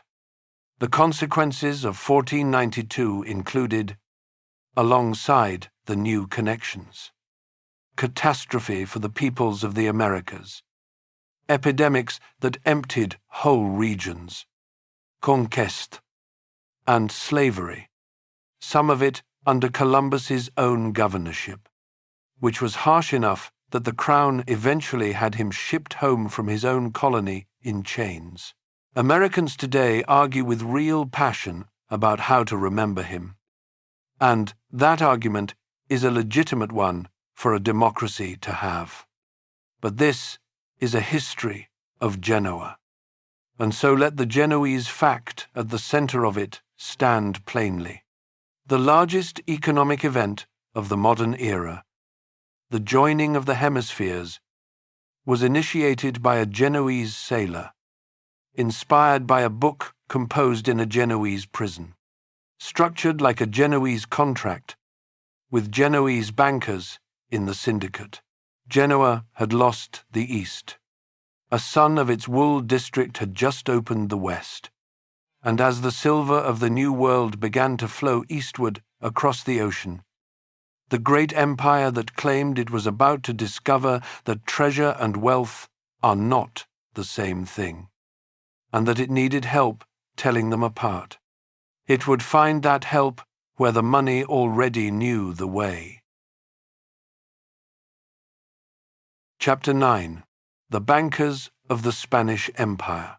There is a stretch of roughly 70 years, from the middle 1500s into the 1620s, that some historians following the great French scholar Fernand Braudel, have called the age of the Genoese. And here is the strange thing about that name. During those 70 years, Genoa conquered no new lands, discovered nothing, and fielded no great armies of its own. It simply managed the money of the largest empire on earth. This chapter is the story of how a small, declining city carried out the quietest power grab in European history, and of the golden trap it walked into by succeeding. It begins with a betrayal, or a masterstroke, depending on where you were standing when it happened. By the 1520s, Italy had become the battlefield on which France and the Spanish Habsburg Empire fought for mastery of Europe. And Genoa, weak and factional as ever, had fallen into the French orbit. Its greatest admiral, Andrea Doria, commanded galleys in French service. Picture him for a moment, because he is one of the last great figures of the old republic, a hard, spare, calculating man from one of the city's most ancient families, already in his early 60s, with a lifetime of naval war behind him and a professional's contempt for masters who paid late. The King of France paid late, and slighted him besides.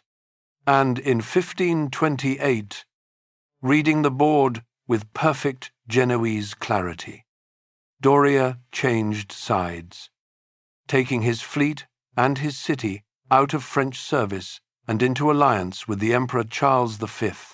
The price he asked tells you everything about the man and the city. He did not ask for a crown. He refused outright lordship of Genoa when it was within his reach. What he secured instead was the restoration of the Republic's independence under Habsburg protection, and a reformed constitution designed to quiet the old family feuds that had made Genoa ungovernable for a century.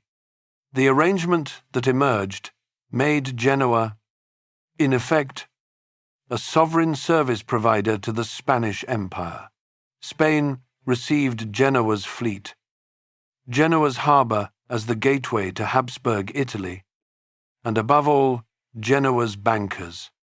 Genoa received protection, autonomy, and the single most valuable client in the history of banking, because consider what Spain was becoming in those very years.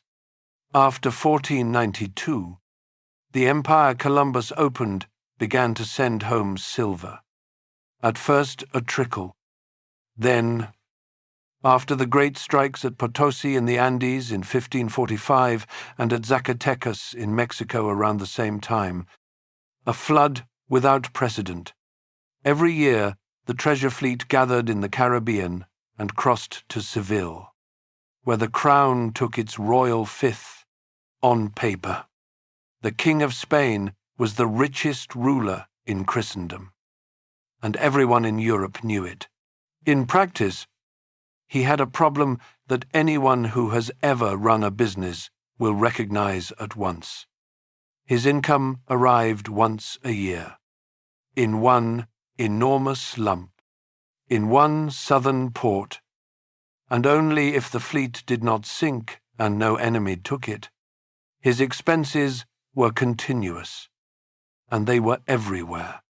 An army in Flanders fighting the Dutch, garrisons in Milan and Naples and Sicily, galleys on the Mediterranean watching the Ottomans, ambassadors, fortresses, frontiers. From the Americas to the edge of Hungary, a soldier in Flanders needed to be paid on schedule, in good coin, in a war zone 1,000 miles from Seville, and a soldier who is not paid stops being a soldier, sometimes catastrophically. Silver bars in an Andalusian vault could not do any of that by themselves. Someone had to transform treasure that arrived once a year in the wrong place into reliable payments that happened every month in the right places. That transformation is called finance, and the Genoese owned it. The instrument at the heart of the business was a contract called the asiento, an agreement between the crown and a banking syndicate. The bankers undertook to deliver money where the king needed it. Say so many 100,000 ducats paid out in Antwerp month by month to the army of Flanders. In exchange, they received rights over incoming American silver, assignments on streams of Castilian tax revenue, and interest that compensated them handsomely for the risk. The Genoese houses came to dominate this business for decades. Families whose names read like a roll call of the old republic: Spinola, Centurione, Grimaldi, Pallavicino, Doria itself, stepping into the space left when the German banking house of Fugger burned its fingers on earlier Spanish loans. And the delivery machinery behind the asientos was our quiet friend from Chapter 5. The bill of exchange, now scaled up to imperial size. Silver did not travel to Flanders in carts under guard, or at least as little of it as possible did. Paper travelled. Obligations were written in Spain, accepted in Italy, offset against other obligations, and settled at great periodic gatherings of bankers, the exchange fairs, which the Genoese came in time to control outright, holding them from the 1580s at Piacenza in northern Italy. Try to picture one of those fairs, because it may be the most important boring scene in this entire story. No treasure chests, no soldiers, a few dozen men in dark, expensive clothing, seated at tables in a Lombard town for a week, 4 times a year, with ledgers and letters before them. Around those tables, the debts of half of Europe were compared, netted against one another, and settled, with only slender balances ever paid in actual coin. Braudel and the historians who followed him have described this Genoese clearing system as something close to an invisible central bank for the 16th century, a place where, for a season, the price and movement of money across a continent was quietly decided. Follow the silver one more step, and the picture becomes almost unbelievable. Voices in Spain itself complained, in words that survive, that the treasure of the Indies merely touched at Seville before passing on to foreigners, and a striking share of it passed to Genoa. The sequence ran like this. Genoese bankers delivered money to Spanish armies in the north. The crown repaid them with rights over the next fleet's silver. The silver landed at Seville already owed, moved east under license on galleys to Genoa, and flowed onward through the fairs into the arteries of European and even Asian trade. One nation had conquered the mines and bled for them. Another nation, tiny and militarily negligible by comparison, took a percentage of every movement. If you have ever wondered how a small financial center can grow rich on the economy of a much larger country, the 16th century already contains the diagram. Drawn in Genoese ink. Was it a good business? It was a fabulous business, with one flaw buried in its foundations. It had a single client, and the client was addicted to war. Philip II, who inherited the Spanish crowns from Charles V in 1556, ruled with a conscience that would not let him leave any front unfought. He fought France. He fought the Ottomans at sea. He fought the Dutch rebellion decade after decade. He launched the Great Armada against England. War consumed silver faster than the Americas could ship it. And whenever the gap between income and obligation grew too wide, the Crown did what overstretched sovereigns have always done. It stopped paying. In 1557, the Spanish Crown suspended payments to its bankers, an event historians describe as the first in the series of sovereign bankruptcies of the modern age. It happened again in 1575, again in 1596, and repeatedly into the next century, until the suspensions became almost a rhythm of Spanish finance.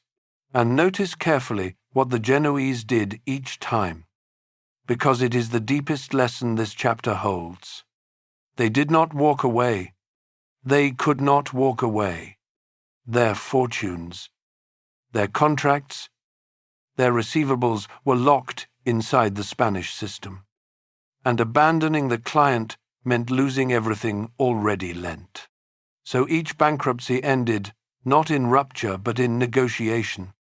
Old short-term debt was converted into new long-term instruments. Claims called juros secured on Spanish revenues stretching years into the future. And the game resumed on adjusted terms. With the bankers a little deeper in and the Crown a little more dependent, the Genoese had discovered the golden trap of high finance, the one that has closed on bankers in every century since.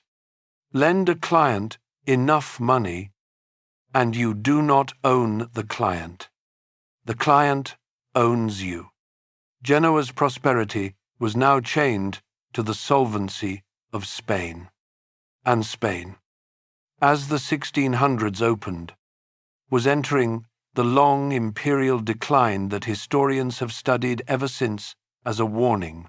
The Genoese could read a balance sheet better than anyone alive. And it is hard to believe they could not see the direction of the arithmetic.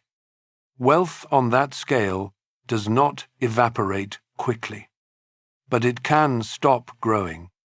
And money that stops growing begins to look around for marble. So in the second half of the 1500s, the bankers of Genoa began converting silver into stone. And for once the city built to be seen, along a new street laid out on the hill above the old town, the street called Strada Nuova. The great families raised palaces of a splendor that startled visitors. Painted halls, hanging gardens, marble stairs climbing the slope. The street became, in effect, an address book of the men who held Spain's debts. And it was so magnificent that the Republic used its palaces to lodge visiting royalty. Early in the next century, a young painter from Antwerp named Peter Paul Rubens spent time in the city and was impressed enough to publish a book of engravings of Genoese palace designs, which carried the architecture of this street into the building fashions of Northern Europe. Walk down that street today, and you are walking through the 16th century's money made visible. The one great exception to Genoa's ancient habit of hiding its wealth in paper, it is one of the quiet ironies of this whole story that the city's most photographed splendor dates precisely from the beginning of its longest decline. The palaces went up as the client began to fail.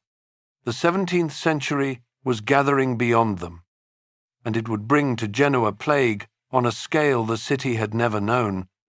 Humiliation from a new king in the north, and the slow discovery of what happens to a banker whose only great client goes broke, in a world that has stopped needing him.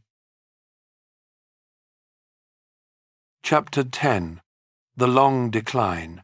Decline is the hardest chapter in any city's biography, because true decline almost never looks like a fall. It looks like a run of difficult decades. each one explainable, each one survivable, until a century has somehow passed and the world has quietly moved its business elsewhere. That is what the 1600s and 1700s were for Genoa. Not a collapse, an erosion, patient as water. Begin with the client. Because Chapter 9 ended with Genoese fortunes chained to Spain, and in the 17th century, Spain failed slowly and thoroughly. The silver flows from the Americas thinned decade by decade. The wars did not. The royal bankruptcies kept arriving. And every restructuring left the Genoese holding longer paper on a weaker debtor. By the middle of the century, the great age of the Asientos was effectively over, with Portuguese financiers and others taking over portions of the business, and the Genoese houses gradually withdrawing from the front line of Spanish credit towards safer ground. The city remained wealthy, astonishingly wealthy for its size, but the nature of the wealth had changed.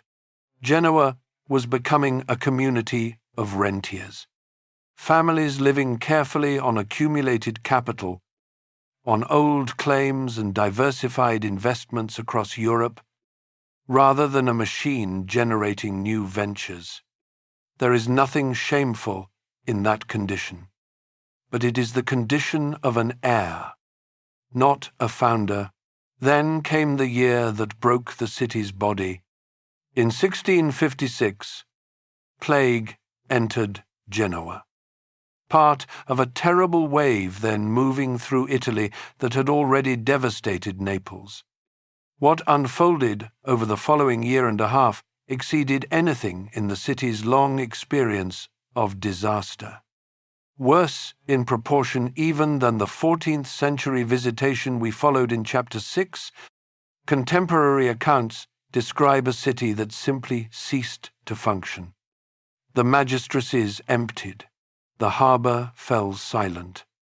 The dead were carried out faster than they could be buried, and then were not carried out at all. Estimates vary, as they always do for early modern epidemics, but scholars commonly conclude that the plague of 1656 and 57 killed somewhere around half the population of Genoa, and some estimates run higher still. Let that number settle for a moment, because it is not a statistic about sickness. It is a statistic about knowledge. A trading city's true capital was never only silver. It was the web of skills and relationships carried in living people. The shipmasters who knew the coasts, the clerks who knew the ledgers, the merchants who knew a counterpart in Lisbon or Antwerp by name and by reputation. Halve the people, and you halve the web, and a web does not regrow in a season. Walls can be rebuilt in years. That kind of capital takes generations, and those were precisely the generations in which Genoa could least afford to stand still, because the 17th century was exactly the moment when the center of the world economy picked itself up and moved. The future now belonged to the Atlantic powers. First the Dutch, and then the English, building oceanic trading empires on routes where the Mediterranean was a side sea. And here is the detail in this part of the story that deserves a slow breath. They built those empires with Genoese tools. Amsterdam raised a public exchange bank in 1609. Dutch merchants pooled risk in a great shareholder-owned East India Company whose shares traded in an open market. London followed, and in 1694 founded the Bank of England upon the principle of a funded public debt. The state's obligations turned into instruments that citizens could hold and trade. Funded debt, tradable shares, marine insurance, bills of exchange, double entry books, Every one of those devices has appeared already in this story. In an earlier chapter, in a smaller room, closer to our harbour. Historians of finance have traced these lineages, and some have drawn the line explicitly from the Casa di San Giorgio to the great northern institutions. The ideas of Genoa were conquering the world in the very century that Genoa itself was fading from it. The inventor watched the licensees grow rich, and fading powers learn something painful about neutrality. It is a policy that works only as long as the strong agree to respect it. In May of 1684, Genoa was taught the new rules of the new Europe by the guns of the French navy. Louis XIV, the Sun King, then at the height of his power, took offence at Genoese conduct, at galleys built for Spain and at friendliness toward Madrid, and he sent a fleet to the Ligurian coast. For days, French bomb vessels stood off the harbour and methodically shelled the city, throwing thousands of explosive bombs into streets and palaces that had never been touched by an enemy in living memory. Whole quarters burned. Militarily, the bombardment decided nothing at all. Politically, it was theatre with a message, and the message was received in full. The following year, the Doge of Genoa travelled to Versailles to offer apologies to the French king in person. There was a humiliation designed into the very mechanics of that visit, because by the Republic's own law, the Doge was forbidden ever to leave the city during his term, precisely so that no foreign power could summon him. For Louis, an exception was made necessary. Asked, by tradition, what had astonished him most amid the splendours of Versailles, the Doge is said to have answered, "Myself." Here, whether or not the words are exactly his, they are exactly true. The Republic that had once bargained with emperors from the deck of Andrea Doria's flagship now bowed, in person, in a foreign palace. The 18th century continued in the same key, only quieter.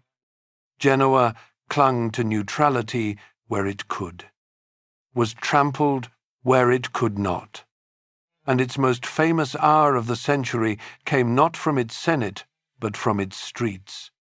In 1746, during the War of the Austrian Succession, an Austrian army occupied the city and set about treating it as conquered property, levying enormous sums and requisitioning at will. In December of that year, tradition holds that when Austrian soldiers were dragging a heavy mortar through the mud of a narrow lane and began striking at the locals, pressed to help, a boy stepped out of the crowd and threw a stone. The boy has come down to us by the nickname Balilla, and the stone, in the telling, began the avalanche.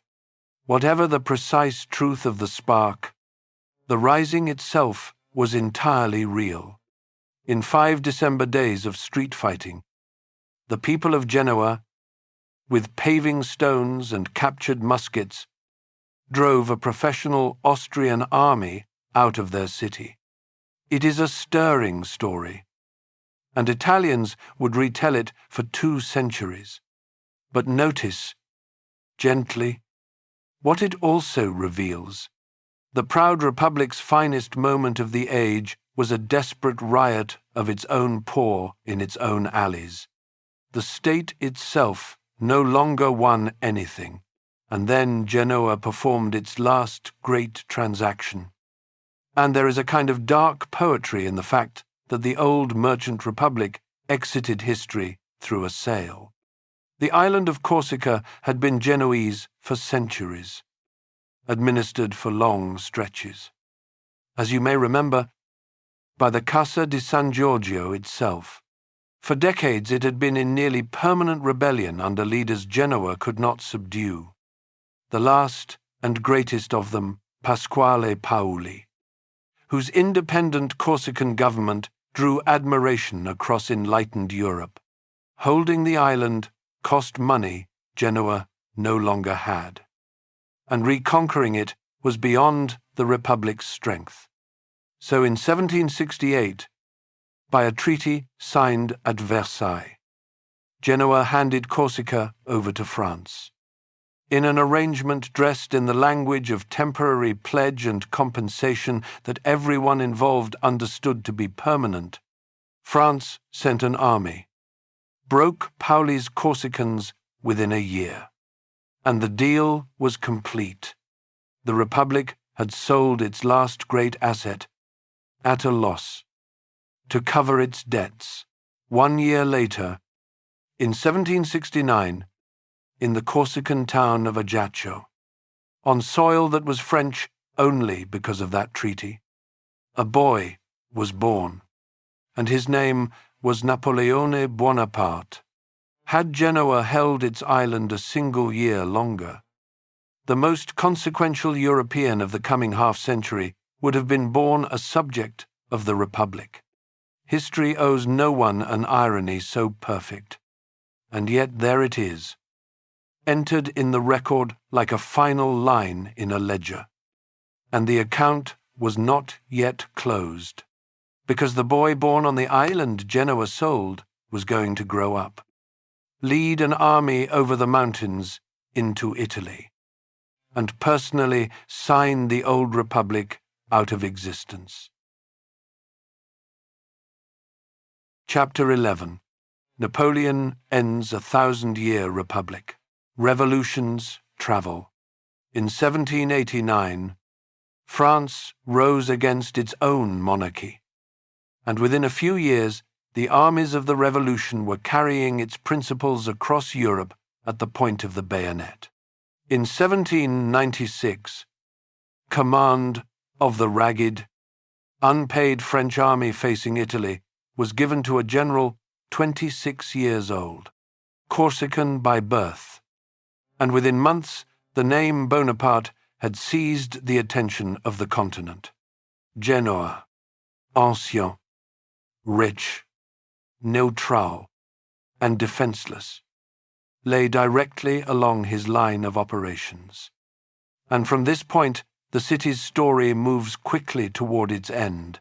The first blow was political, and it wore the costume of liberation. In 1797, with French power dominant across northern Italy, the ancient constitution of Genoa was swept away.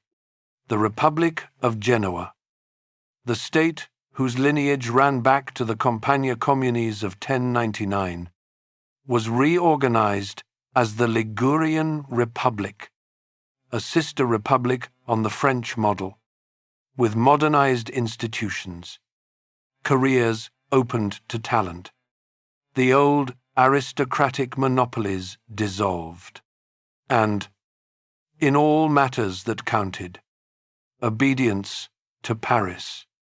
It must be said honestly that some Genoese welcomed the change, and not foolishly, for the old republic had grown sclerotic, unequal, and closed, but no one was deceived about where authority now lived.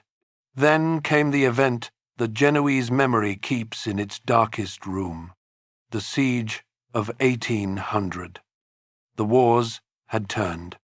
Austria and its allies were rolling French power back out of Italy, and a French army under André Massena found itself shut inside Genoa, with the Austrians closing the ring by land and the ships of the British Royal Navy sealing the sea. Through the spring of 1800, the city endured one of the most terrible sieges of that entire generation of war, and the weight of it fell overwhelmingly on people who had chosen none of it. Come down into those weeks for a moment. Quietly. The granaries empty first. Bread is stretched with linseed, with starch, with things that are not food. And then there is no bread of any kind. The accounts from the siege describe dogs, cats, and rats sold as meat in the lanes, grass boiled from the ramparts, hides and leather softened in water and chewed. Fever epidemics move through a population too weak to resist them. Massena, a soldier of granite under orders to hold as long as possible, feeds his troops first, because a garrison that starves surrenders, and the city starves around the garrison. Genoese civilians die in the thousands, and estimates of the total run into the tens of thousands before it ends.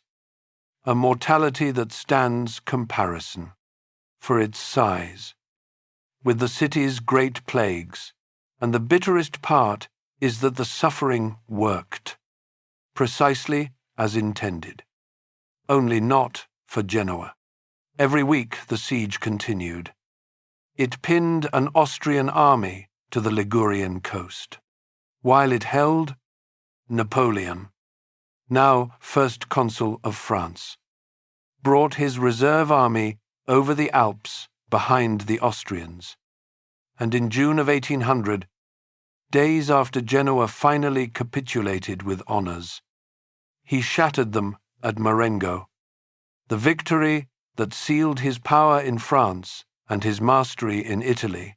In the arithmetic of the campaign, Genoa's starvation had been spent as a strategic expense, purchasing time.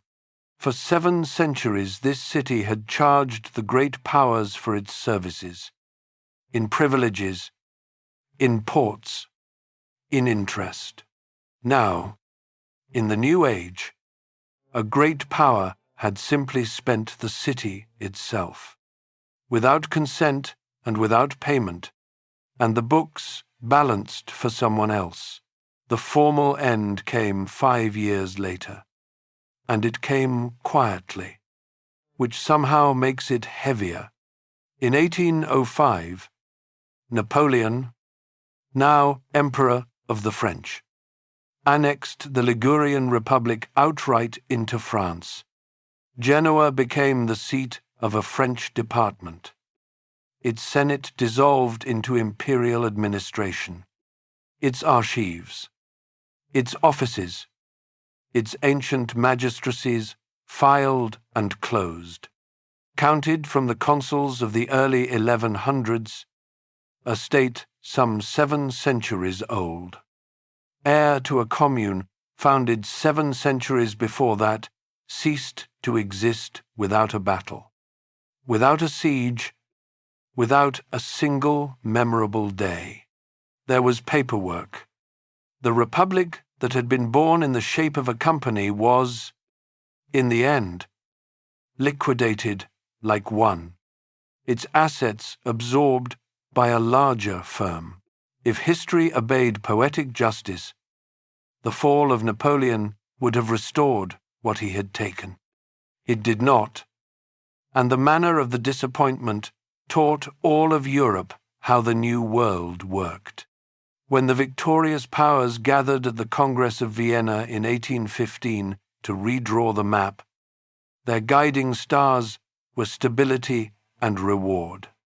Not the resurrection of every small state the storm had flattened. Britain, in particular, wanted a strengthened kingdom in northwest Italy as a barrier against any future French expansion. And so Genoa and Liguria were assigned to the Kingdom of Sardinia. The state of the House of Savoy ruled from Turin. Over the protests of Genoese representatives who had briefly proclaimed their old republic revived and believed, on the strength of wartime assurances, that it would be allowed to live. It was not allowed to live. The city that had negotiated with emperors as a sovereign equal was transferred between kingdoms like a province, because a province is what it now was. The resentment of Turin that settled into Genoese hearts in 1815 would smoulder for half a century. But watch, now, what that resentment became. because this is where the story turns upward again, and the dying republic makes its strangest bequest. The old freedom, the freedom of one city, was gone beyond recovery. The idea of freedom survived, and it went looking for a larger body to live in. In 1805, in the very weeks of the annexation, a boy was born in Genoa named Giuseppe Mazzini. He grew up in the humiliated city, a lawyer's son with burning eyes, and he transformed Genoese loss into a political faith. Exiled young, he founded the movement he called Young Italy, and from cheap rooms in Marseille and London, through decades of conspiracies that failed and risings that were crushed, he preached one incandescent idea, that Italy, the peninsula of quarreling states that had not been one country since the Caesars, must become a single, free, republican nation of citizens. Historians rank Mazzini among the most influential political thinkers of his century, the prophet of nationhood whose ideas outran his every defeat, studied and echoed far beyond Italy. And 2 years after Mazzini, in 1807, in Nice, a city of that same Ligurian coast which had shared Genoa's fate, another boy was born, Giuseppe Garibaldi, a sailor of the old sea lanes who would become the sword to Mazzini's word. Garibaldi joined Mazzini's movement as a young man, was condemned to death for it, fled across the ocean, and spent years fighting for republics in South America, learning irregular war on the rivers and plains, before returning to fight for Italy with a fame no throne could match. He became, in his red shirt, perhaps the most beloved fighting man of the 19th century world. The climax of their long struggle belongs to Genoa itself, and the city knows it. On the night of the 5th of May, 1860, from the rocks at Quarto on the eastern edge of Genoa, Garibaldi embarked roughly 1,000 volunteers. Students, artisans, adventurers, idealists in red shirts, aboard 2 commandeered steamships, and sailed south into the dark. The expedition of the 1,000 landed in Sicily, and there followed one of the least probable campaigns in modern history, 1,000 irregulars against a kingdom, and the kingdom fell. By autumn, the south of Italy had been delivered into the new nation, and within a year the Kingdom of Italy was proclaimed. It was a monarchy under the House of Savoy, not the republic Mazzini had preached, and the old prophet mourned even as he triumphed. But the country existed. Italy was real. Take a moment with the full shape of that. The Republic of Genoa died as a line item in Napoleon's empire and was buried at Vienna without a monument. Yet out of its grave came the century's great prophet of nationhood. Its most celebrated soldier came from its own coast, and the expedition that completed the nation sailed from its own shoreline.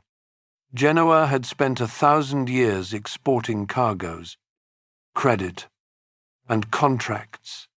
Its final and greatest export was a country, so the old city entered the new nation, carrying its resentments and its harbour, and the century of iron was waiting for it. Steam was coming, and still, and cranes taller than bell towers, and millions of poor Italians with paper tickets clutched in their hands. Bound across an ocean toward a land a Genoese sailor had stumbled upon 4 centuries before. And after the steel, in its time, would come the bombers. Chapter 12. Steel, ships, and bombs. A city that loses its state must find a new reason to exist. Genoa entered the Kingdom of Italy in 1861 as a proud, bruised port with 1,000 years of memory and no obvious future. A former capital demoted to a provincial harbour of somebody else's country. Within 2 generations it had reinvented itself so thoroughly that an old Genoese banker, set down on the waterfront of 1900, would scarcely have recognized his own city. The reinvention was made of steel. It began, fittingly for Genoa, with a company, in 1853, with the backing of the Piedmontese state. A firm called Ansaldo was established on the outskirts of the city to build locomotives, so that the new railways then being laid would not depend entirely on engines imported from Britain. From locomotives, Ansaldo grew into ships, boilers, artillery, and steel itself, and it became one of the industrial giants of the new Italy, pulling an entire manufacturing belt into existence along the Ligurian coast. By the early 20th century, economists were describing the industrial triangle of northern Italy, and its 3 corners were Milan for manufacturing, Turin for automobiles, and Genoa for steel, shipbuilding, and the great port through which the whole triangle breathed. Notice the continuity underneath the transformation. Smokestacks had replaced sailing rigs. But Genoa was still doing what it had done since the Romans drove their road inland. It moved things, built the vessels that moved them, and took its percentage at the water's edge. But the most important cargo crossing those docks in that era was not steel, and it was not cloth. It was people, and this part of the story runs in the bloodstream of millions of the Americans watching this video. Between roughly 1870 and the 1920s, Italy underwent one of the largest emigrations in recorded history. Rural poverty, hunger, land exhaustion in the south, and the pull of wages across the water set millions of Italians in motion. And for decades, Genoa was one of the principal doors out of the Old World. Historians of migration reckon the emigrants who passed through this one port in those years in the millions, bound for New York, for Buenos Aires, for Sao Paulo. Stay on the quay for a moment and watch them. Families from Calabria, from Sicily, from the Veneto, many of whom had never seen the sea before the week they crossed it forever. They sleep in cheap boarding houses in the old alleys, the same alleys where Crusader contracts were once notarized, guarding rope-tied bundles that hold everything they own. Agents and touts move among them selling tickets, advice, and lies. At the medical inspection, they cough and pray, and then the steamship swallows them by the thousand into steerage. And the last thing they see of Italy, standing at the stern rail, is this amphitheatre of a city rising from its harbour, and the old lighthouse called the Lanterna, which has guided ships since the Middle Ages, sinking slowly under the horizon. If your family name ends in a vowel and your great-grandparents came through Ellis Island, there is a real chance that their final steps on Italian soil were taken on a Genoese quay. And history, which has been writing symmetries into this story from the beginning, here writes its plainest one. The city whose sailor opened the sea road to the Americas in 1492, and which spent centuries collecting its percentage on the world that voyage created, ended up watching the poor of its own nation climb the gangplanks to follow him. Columbus showed the way west. 400 years later, Italy took it. Then the 20th century turned violent, and Genoa's industrial weight became a target painted across its rooftops. Italy entered the Second World War in June of 1940 at Germany's side, and every shipyard, steel mill, and dry dock on the Ligurian coast became a military asset in the eyes of Allied planners. The sea struck first. In February of 1941, a British naval squadron appeared through the morning haze and bombarded the city from the water. Shells falling among the docks and into the streets and even upon the Cathedral of San Lorenzo, where an armor-piercing shell crashed through the roof and, by a chance the Genoese still speak of, failed to explode. It rests in the cathedral to this day, displayed like a relic from a darker religion. After the warships came the bombers, raid upon raid through 1942, 43, and 44, striking at the port and the factories with the blunt inaccuracy of that era's bombing, at the dense old town wrapped around them. Thousands of buildings were damaged or destroyed. The population spent its nights in tunnels and shelters dug into the Genoese hills. Among the wounds were shattered medieval churches, gutted palaces, and the Carlo Felice Opera House, burned out by incendiaries, its stage open to the sky.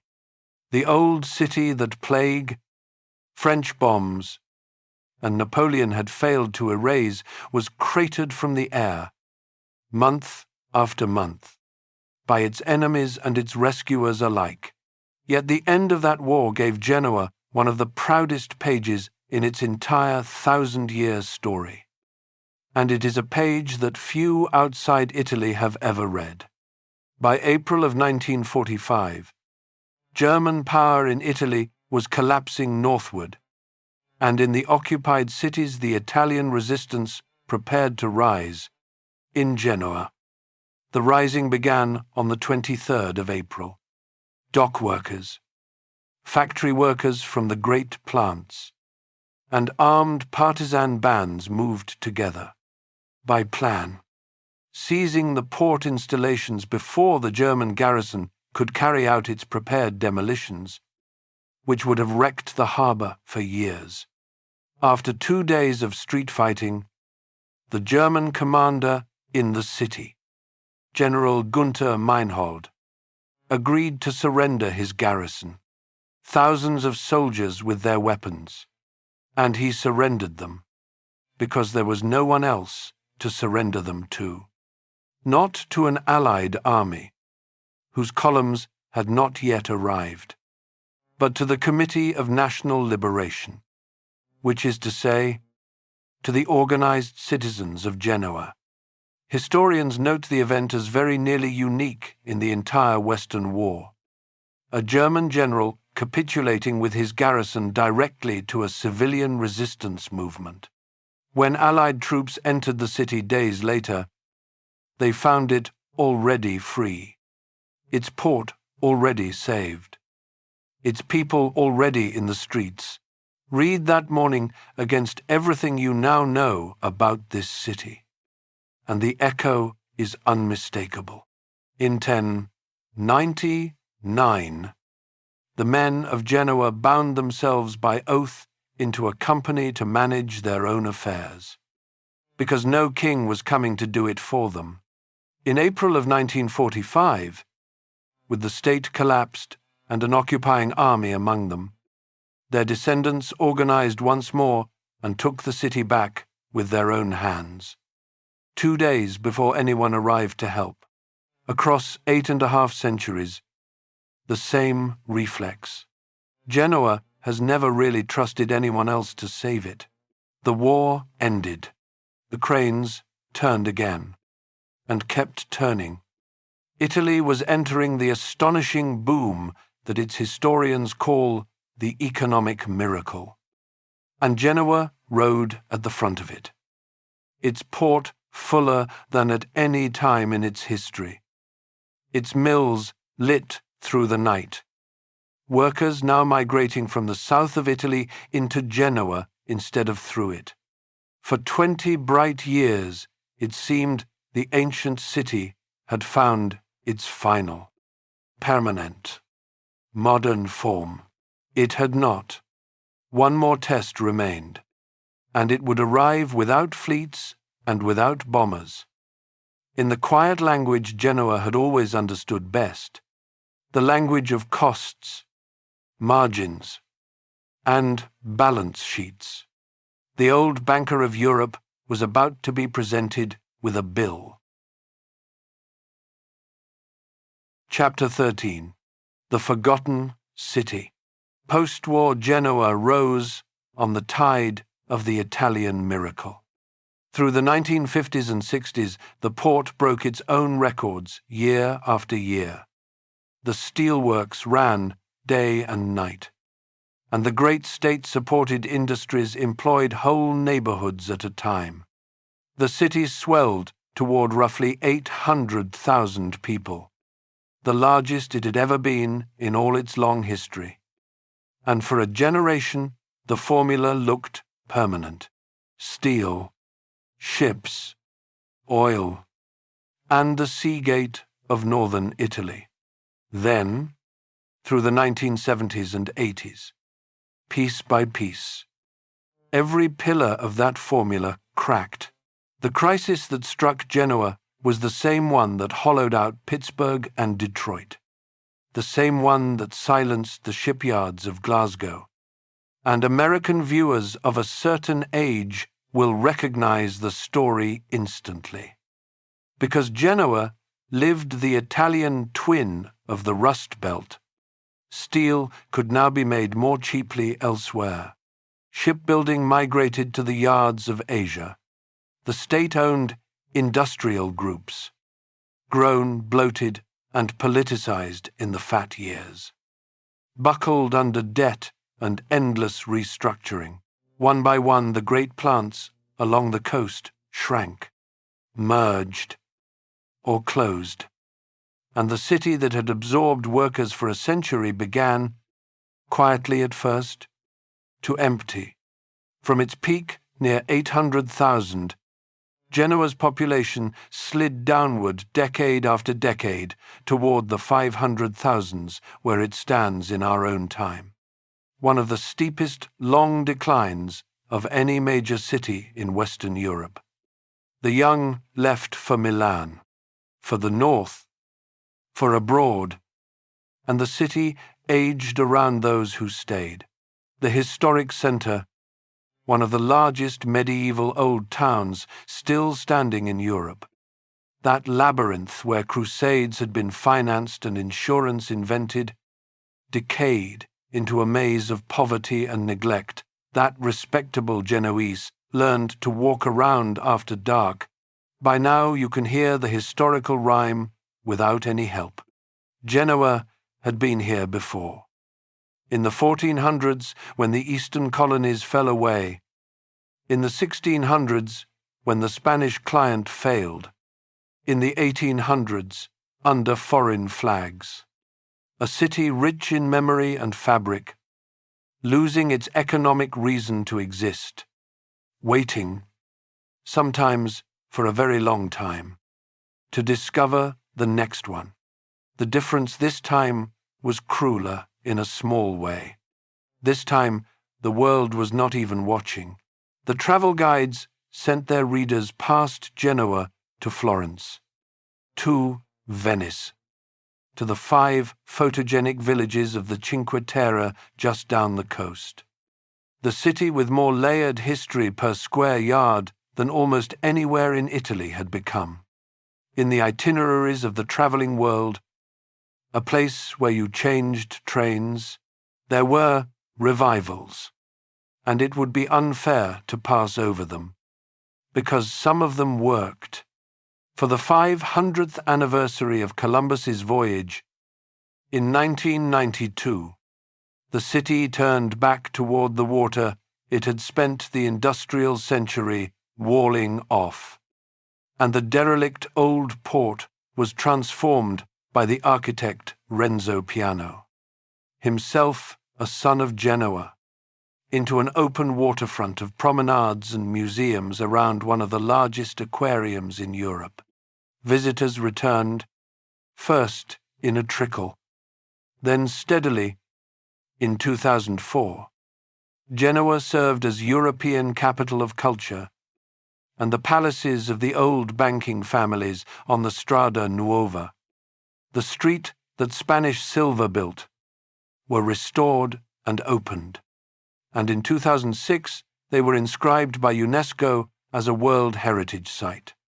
Life crept back into the alleys of the old town. Students and immigrants and small workshops filling spaces the old economy had abandoned. Yet none of it quite broke through to the wider world's attention.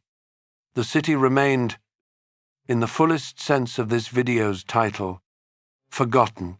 What finally returned Genoa to every front page on Earth was a tragedy.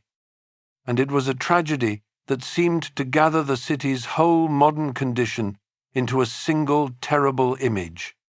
On the 14th of August, 2018, in a violent summer rainstorm, a 200-meter section of the Morandi Bridge, the elevated motorway viaduct that carried the coastal highway across the valley west of the center, tore away and fell. Cars and trucks went down with the roadway into the riverbed and the rail yards below. 43 people died. Holiday travelers and commuters and residents of the buildings beneath. The investigations and the long criminal trial that followed turned on years of documented warnings about corrosion hidden inside the bridge's concrete, encased stays, and on the conduct of the private company that held the motorway concession and the duty of maintenance.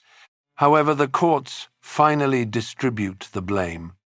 The meaning that Italians read in the ruins was immediate and bitter. The proud infrastructure of the miracle years had been left to age and rot while the tolls were collected, and ordinary people had paid the difference with their lives. And then Genoa did the most Genoese thing imaginable. It rebuilt, quickly, well, and without theatre. The broken viaduct was demolished, and a new bridge, designed by Renzo Piano once again.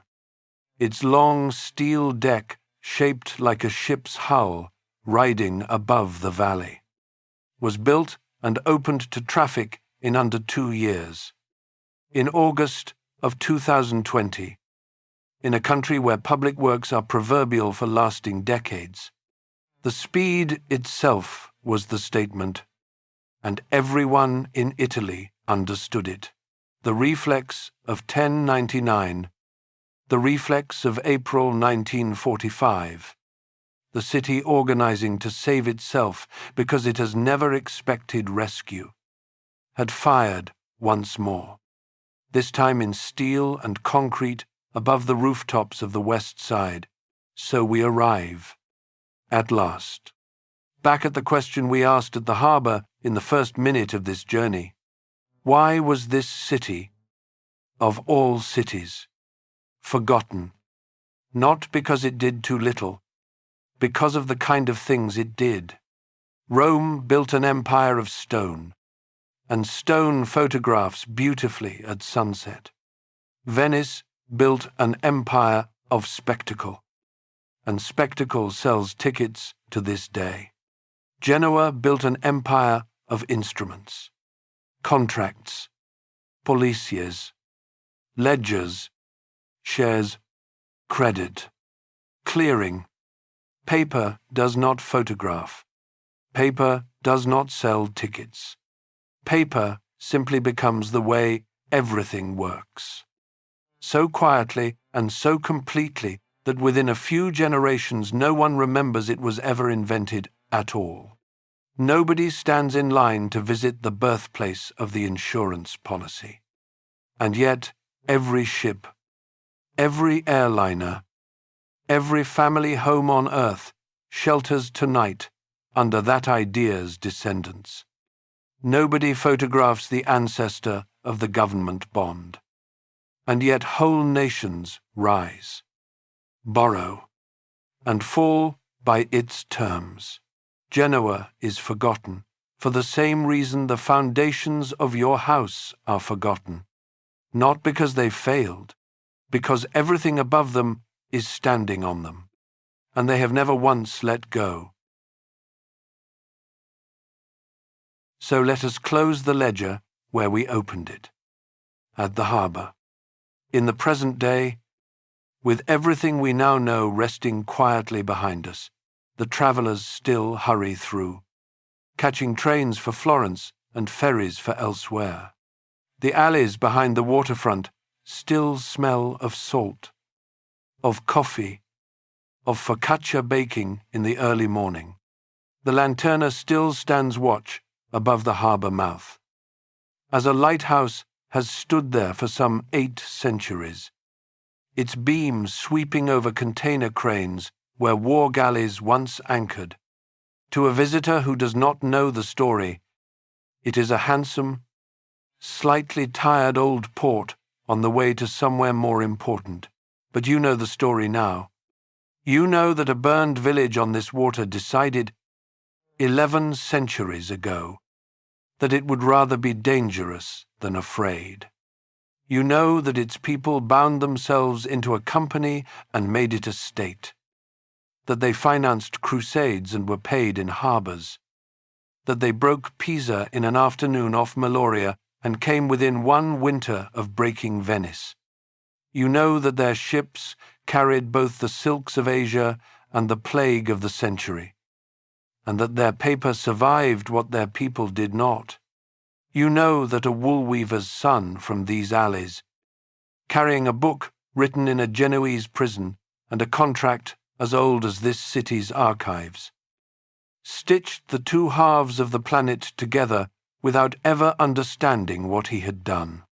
You know that for 70 years the greatest empire on earth kept its accounts here, and that the ideas born in these counting rooms, the shared risk, the priced fear, the honest ledger, the tradable debt, walked out of Genoa and built Amsterdam, and London, and New York, and are holding up your own life at this hour, silently, the way foundations do. Genoa never asked the world to remember it. It asked to be paid, and in its own quiet currency, it still is. Every time a cargo is insured, every time a bond is issued, every time a venture is funded on the strength of a signature, somewhere, deep in the machinery, a Genoese idea completes its work once more, moving value across distance and danger, one entry balancing another. Cities die when their reason for existing dies. Genoa's reason was never the palaces, or the fleets, or even the Republic. It was a question the sea asked of this shoreline 25 centuries ago. What can be done with one deep harbour and nothing else? The answer, given slowly across 1,000 years, turned out to be the modern economy. The harbour is still here. The question has never closed. And somewhere in the city tonight, you may be sure, the books still balance.